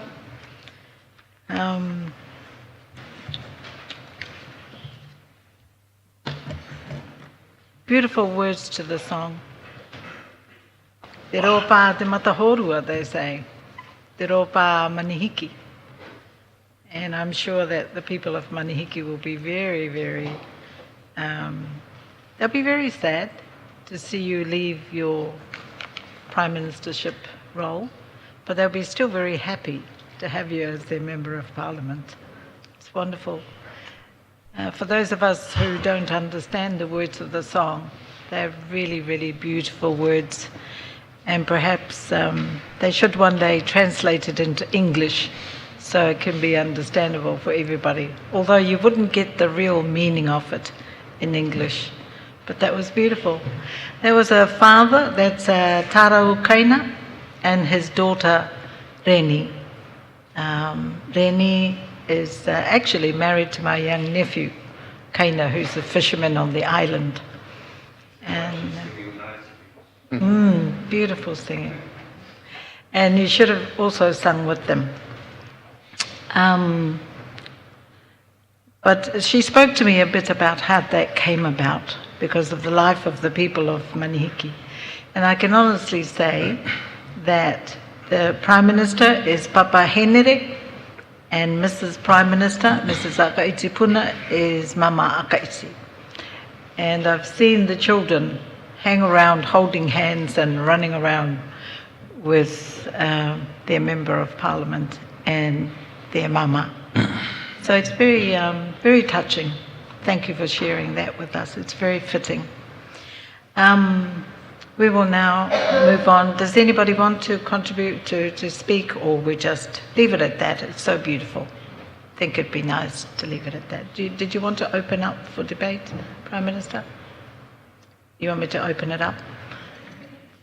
All right. If any member would like to speak to the Prime Minister's speech, we'll give you the floor if you'd like to do that. Me kāna te tai mema I te tutua au norunga I te karere a te Prime Minister te tuena nei te tau.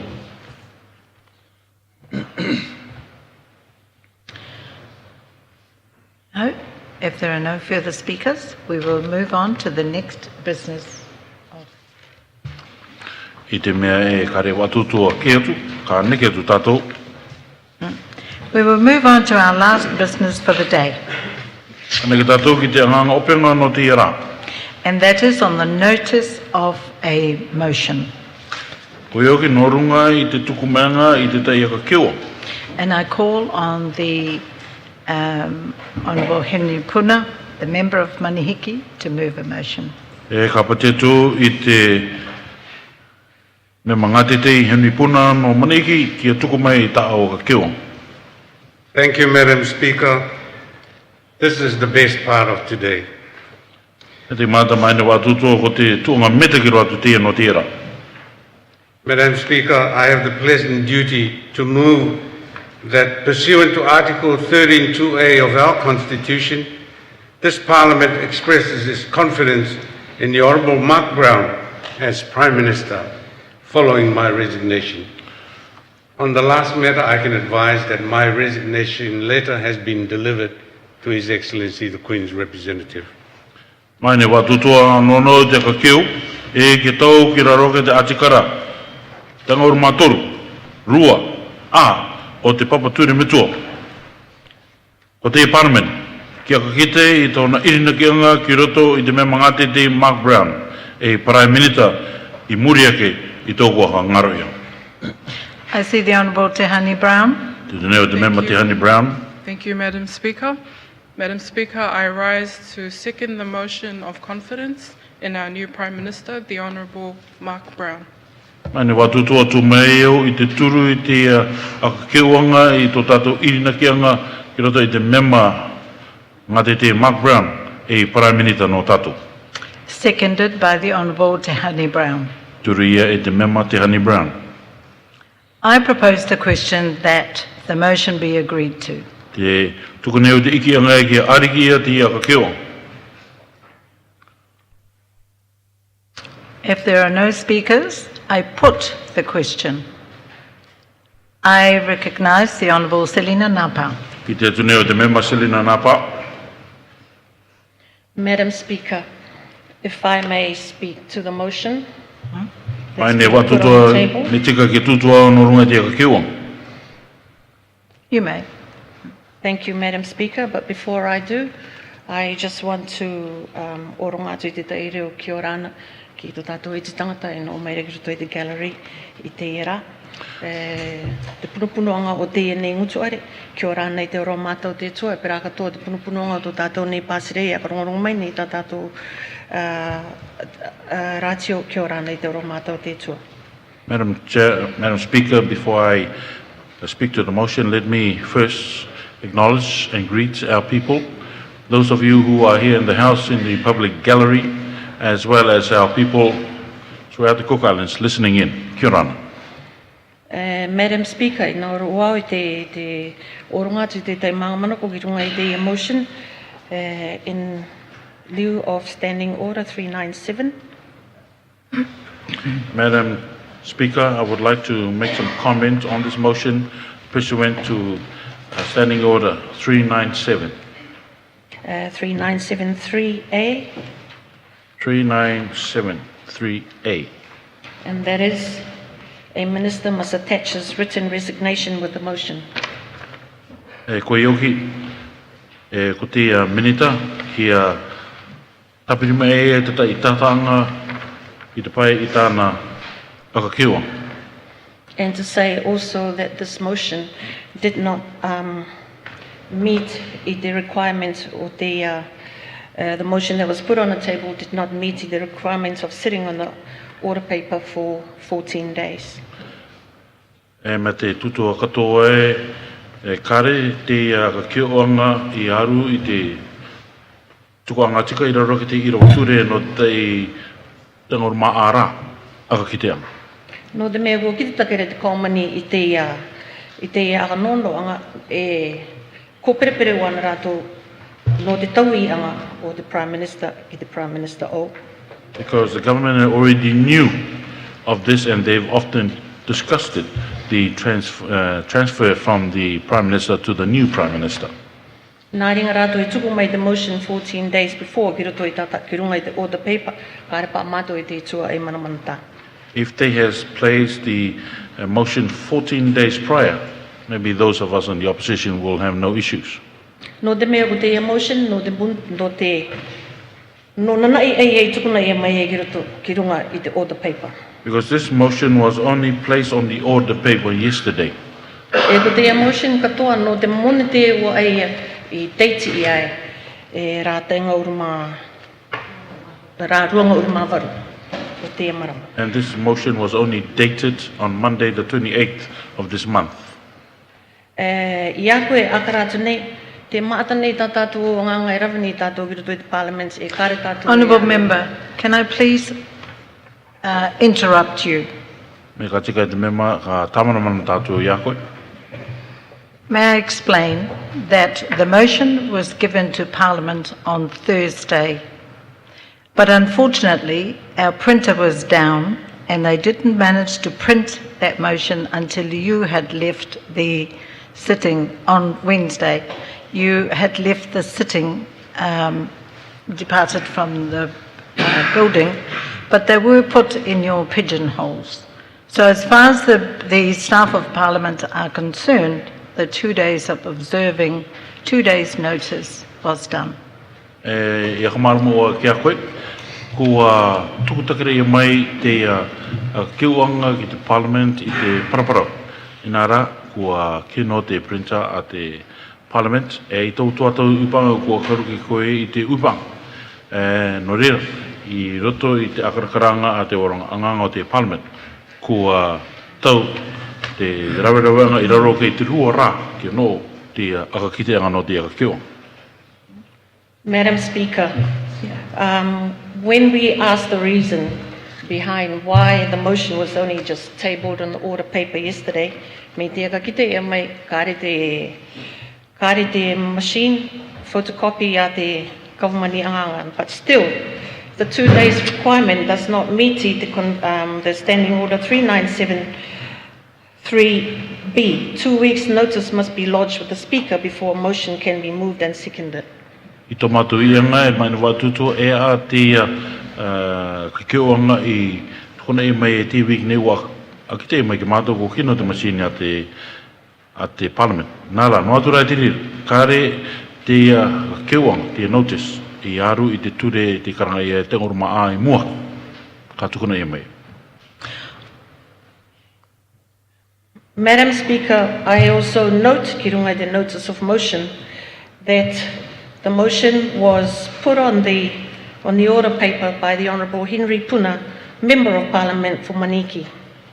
Pera katoa mai ne watutua, te akara neo i te tutua kakite ki runga no te ia akakeua. Ko tukuna e mai te irera ki runga i te pepa nā te Member Parliament o Manihiki.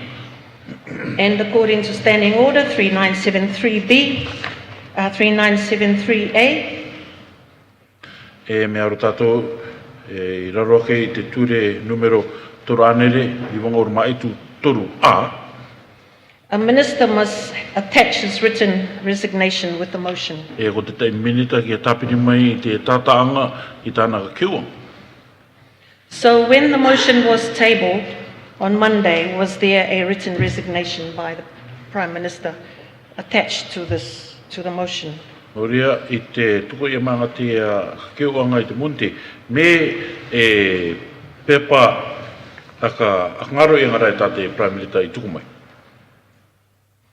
Madam Speaker, I am standing here as Member of Parliament, not supporting the motion unless the proper process has been sorted, has been seen through. Aina watuto te tūne eo, tō tūranga Member of Parliament, e karewe tūru ana i te kakeuanga. Nara, marira ki aru ia te o takaianga i raro kei te o irawa ture.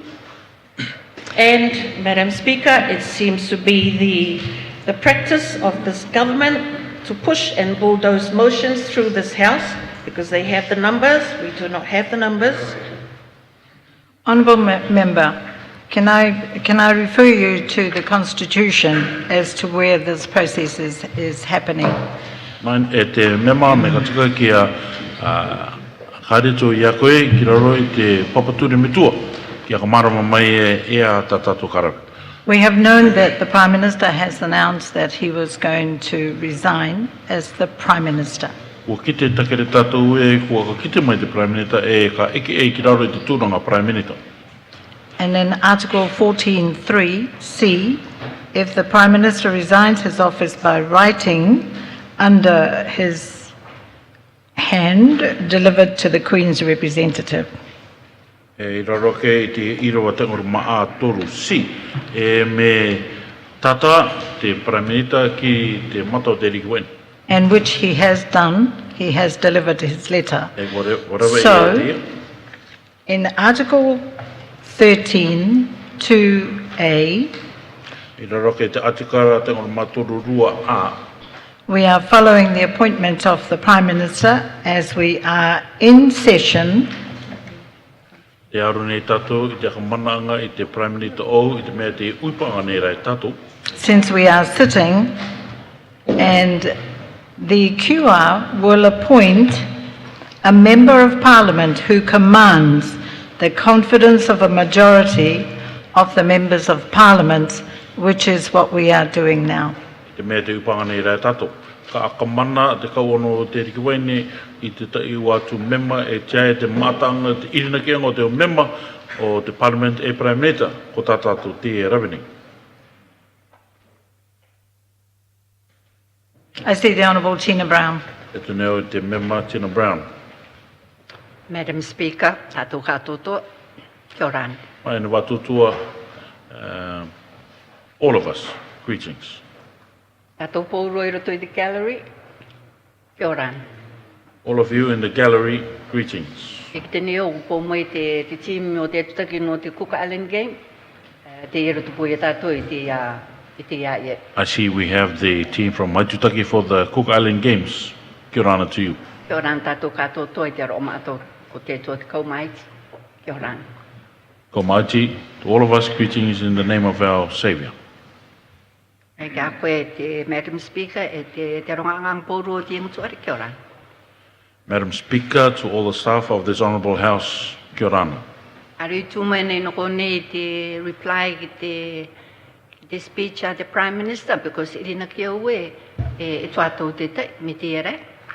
I didn't rise before to reply to the speech from the Prime Minister because I know there is a time like now. No te e mea tangi e the Prime Minister that you have to step down, Surely it's sad that you, Prime Minister, have to step down, especially when quite a lot of people have confidence in your leadership.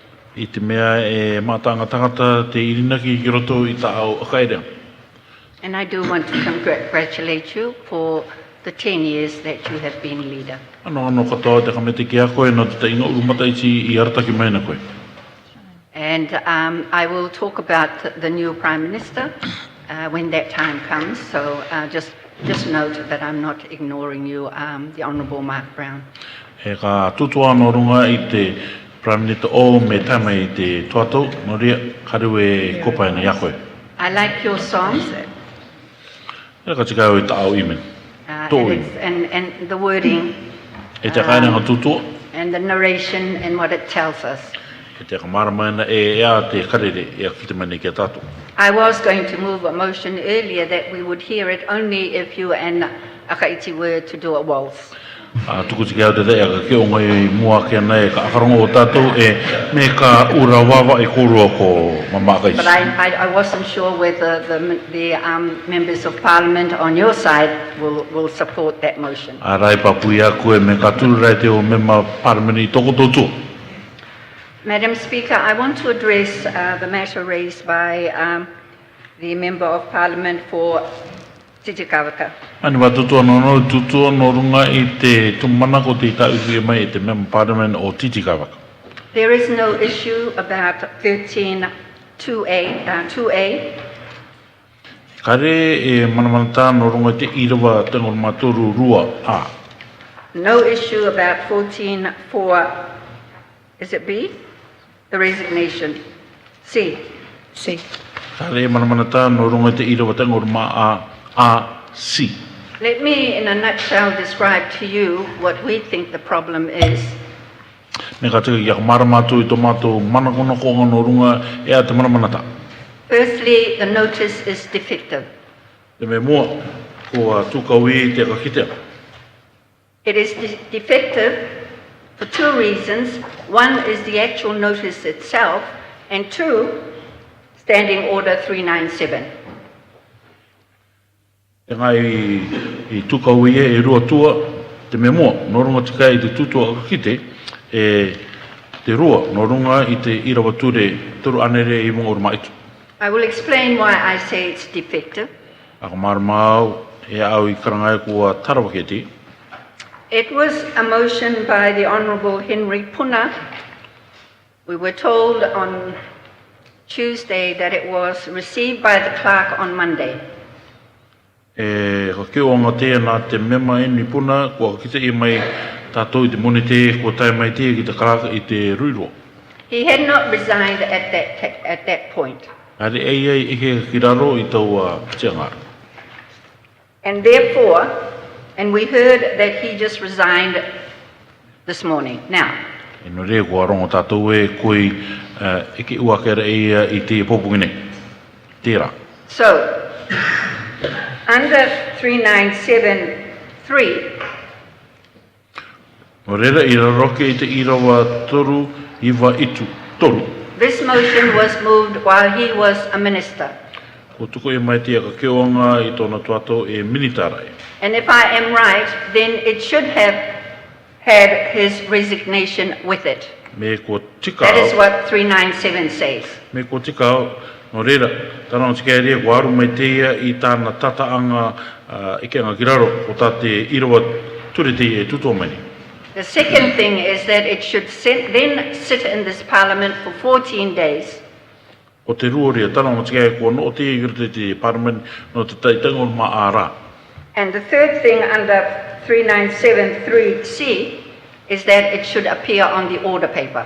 He ko te toru I raroke I te irawa toru anere I wanga o ma itu topata toru si. Tana tika e ka hata mai tia ki runga I te akapapa. I say it hasn't appeared yet because the notice is defective, so it needs to be done properly so that it can be properly included on the order paper. Pero neo kareti tano no me ko tarau ke te rawe anga I mua ke ka hata mai e ki runga I te akapapa anga o tērā. Now, the second reason is there is no way of avoiding 397. O te roa, te tumonga e kāre roka e tātou I te kopai I te irawa toru anere I wanga o maitu. Even if there was a motion to suspend under Standing Order 4, No atu e ka keo ngā te tai ki a ka ngāro I raro te irawa a. which can't be moved now because we're in debate. E kare roko e te ka keo te te menor me te roto tātou te taumaroa. Standing Order 397 specifically says, whenever a motion to suspend standing orders is moved and passed, the Speaker shall, it's not a may, it's a shall, take cognizance of the following conventions and restrictions. E karanga nei te irawa toru anere mōr maitu e me tuku I tata I ka keo anga ki a iki ia, ki a ka mana ia, ano no ia. Te whātotoa ki a akara I te iau irawa tureni. Madam Speaker, I don't think you have a discretion. Well, my position is, and I'll put it to you, there is no discretion for you under 397. You must take the restrictions as described in 397 subsection 3. E mai ne wātotoa I toku irina kia. Kare au mana I te rawe I ta aua I anon. Ka anono I koe ki aru I te o kotikanga I raro kei te irawa ture toru anere I wanga orma etu toru. And I will ask first that we get some rulings made on whether or not the notice is defective or not. E nā rau I te pati e kia tuku mai te tai au tuku anga tika e me ko tarau ke rea te ka kiteanga me kare. And secondly, what standing order E te rua, ea a te irawa ture a tere anga upang, that will entitle this House to avoid Standing Order 397. e ka roka ria i te ngutu are, i te kopai, i te irawa ture, toru anere i wungor maitu. I'm happy to answer any other questions. Thank you, Honourable Member. Me te kamata e te mema, Since I have been a Speaker, 2012, this is a convention to standing orders, and it happened after something happened here in Parliament. But if I can refer you to the reading of this standing order, which is how we have practiced it, because whenever the budget is moved to be, what's the word we used to call it? To shorten the time, it could never be used. It was never used, guillotined. Now, if you read, this is the confusing thing about this. e me te tuatou, i spika mai au te mataiti, rota sine tenga o maru. E i roroke te au irawa ture nei, a kanonoanga, no te au ture a katerang uipanga, e o ngā i tai anono ki a tatau te ki a koto. So, whenever a motion to suspend standing orders is moved and passed, Ria me tuku ia mai te tai a ka keuanga, e ki a kopa ia te tai au irawa ture, e ki a ka mana ia te rira. the motion has been moved, we're about to put it to the vote, which means the pass, whether it does or not. Ko tuku ia mai te a ka keuanga e ka iki tātou e me ka mana te rira, me ka are.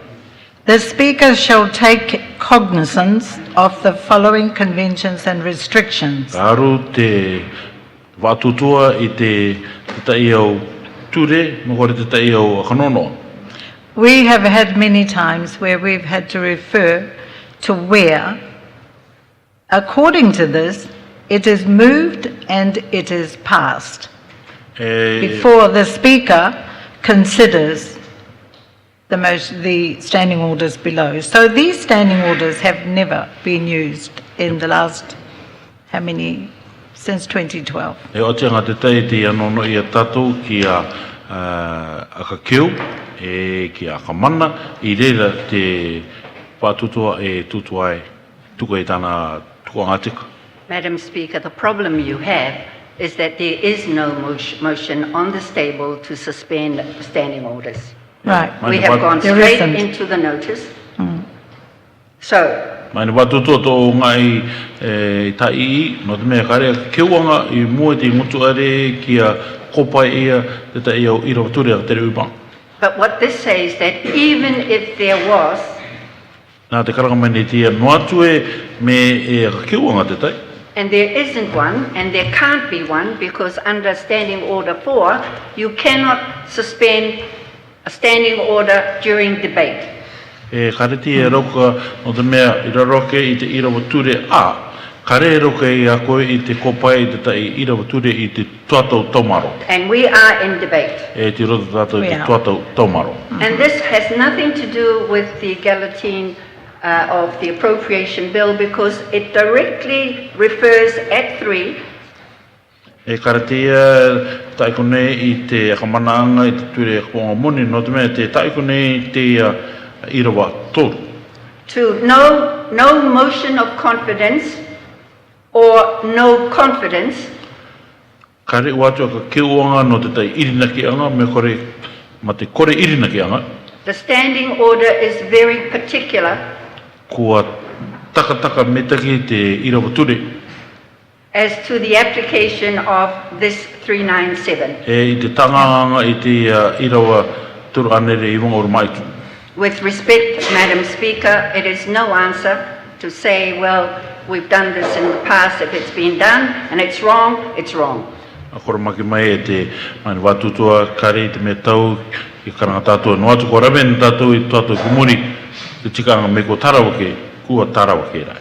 And I think we need to be mindful also that standing orders are formulated under the Constitution, and I'm looking at Article 34(5). ina keo ki akara mana ko mita ki tātou ko te au ira waka tere ngā upang.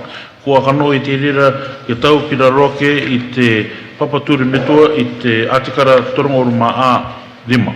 So, if there are standing orders, which like this one, has been established under the Constitution, no rea me e au ira waturi te tai te akamoia ki ra roke i te ture papaturi metua. I see no way that we can say, well, this has been the practice in the past, because in my view, Madam Speaker, the standing order is very clear. Nea karero ko e tātou i te tutua re rawa ki karanga tātou e noa tū ko te anganga te rawe ana i muri no te mea. Taka ua te ature.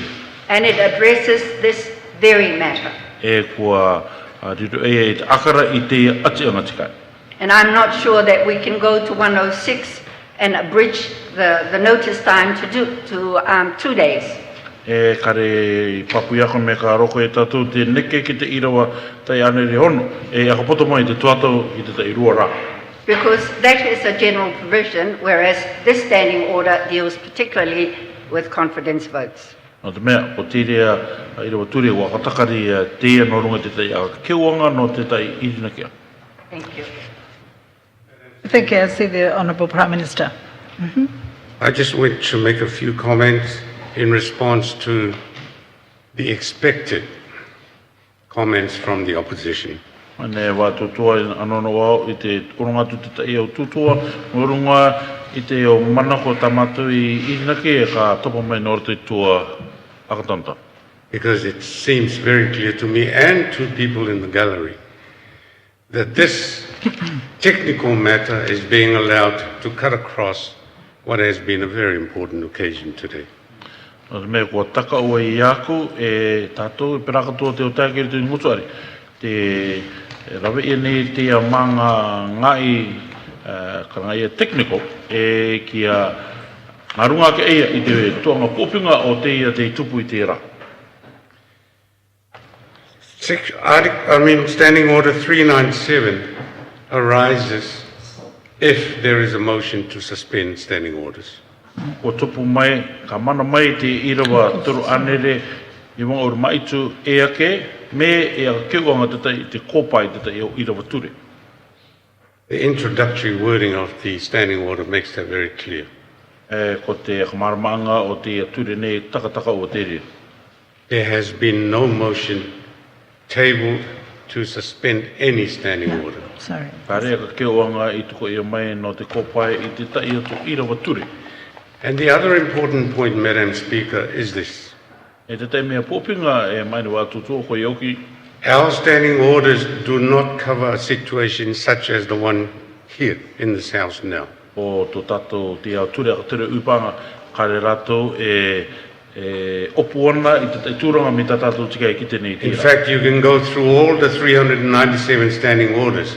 Not a single one speaks about a resignation of a Prime Minister while in office and to allow for a transition to take place. E tikanga me aere pōru tātou nārato I te o irawa ture e pōru e toro anere I ngor maitu. Kāre I irawa ture I raro e kakita mai e a te o nganga. Ka rawe me I te imiti tūranga rea me eke te tai Prime Minister e oronga atu I te Prime Minister. And that is not surprising, Madam Speaker, because the reality is, it is fact that nothing like this has ever happened in our country before. Tika rai, no te mea maina wā tūtua, ka taine te karati e tupu ona I tō tātou pasiri e teime mō.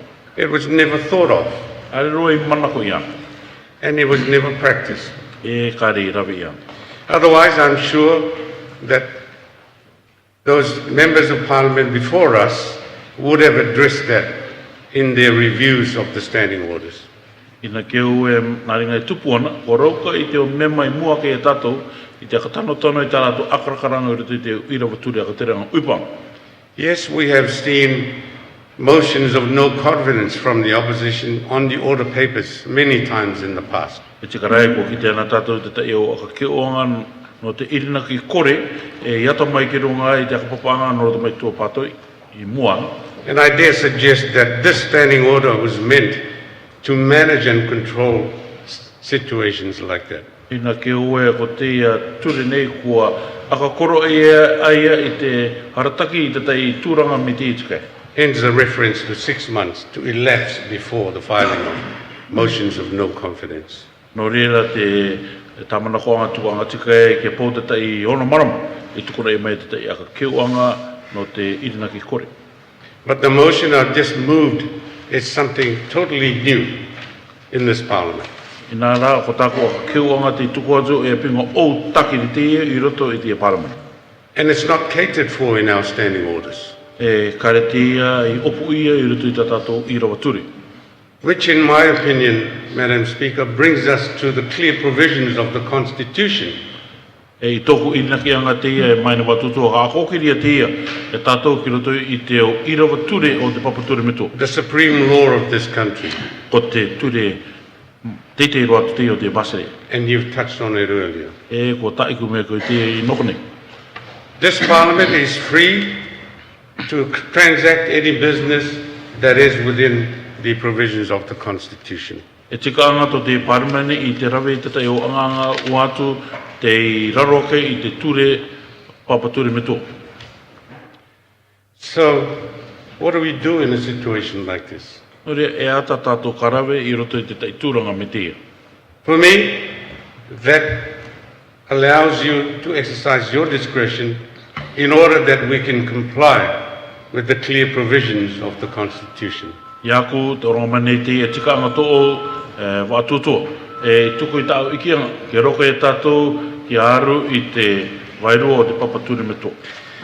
And I would suggest that in a situation like this, that proceedings in this House cannot be questioned in a court of law.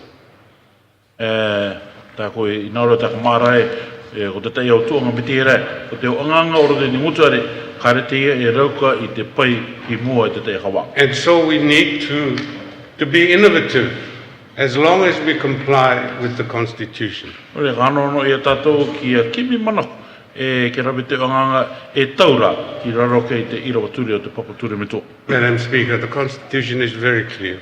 Ane watu, This Parliament is in session. ane watu tua takataka ua te papature meto te uipane te parliament. I have tendered my resignation. E kua orongau I tāko pepa ngaro ianga. The letter has been accepted by the Queen's representative. Kua ariki ia te tata reta e te kawono te riki waine.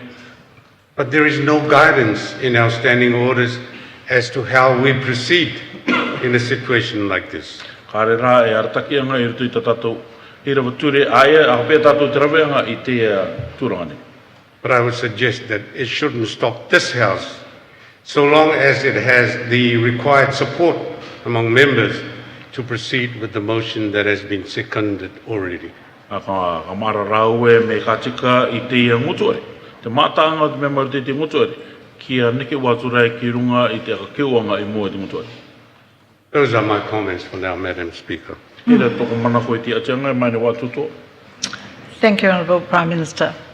And that exactly is how we are handling this, according to the Constitution, since we've known that the Prime Minister was going to resign, and since we are in session, and this is the way we've decided to make this. So, honourable members. Me te mata te Prime Minister, ko te iria ta tātou ka rawe, kia I te mea te upanga nei te Parliament, e ka rawe tātou mi te irai, mi tāna I taiko mai. Madam Speaker, I'm going to ask that because this is an important matter, and since Crown Law is here, you might take some advice on this issue, because during the week we've had matters happen in Parliament which is not, in my view, according to the standing orders. Your opposition do not want to be part of a Parliament that is not in compliance with its standing orders. Mane watutua me ka tika, kia tamana koto pene, kia kimi koe I te tai tutua no roto mai I te tuanga o te akinanga o te ture, no te mea. Tamato akaranga I te ngā tuato ermanei, kari tukatauro ana ta tātou rawe ngā te parliament I rore te ture ko te tua patoi kare mātou ina ore ki piri atu ki roto te tai anganga kare aru ana I te ira wa ture tere uipanga o te ngotori. And yes, Mr. Prime Minister, I did have a look and see and check out what a minister means to check whether that includes you. But if you look at the definition of minister, it says those people in cabinet. Ai te karai te Prime Minister, me mai ni puna ko akarau I te aiteanga o te tutua merita.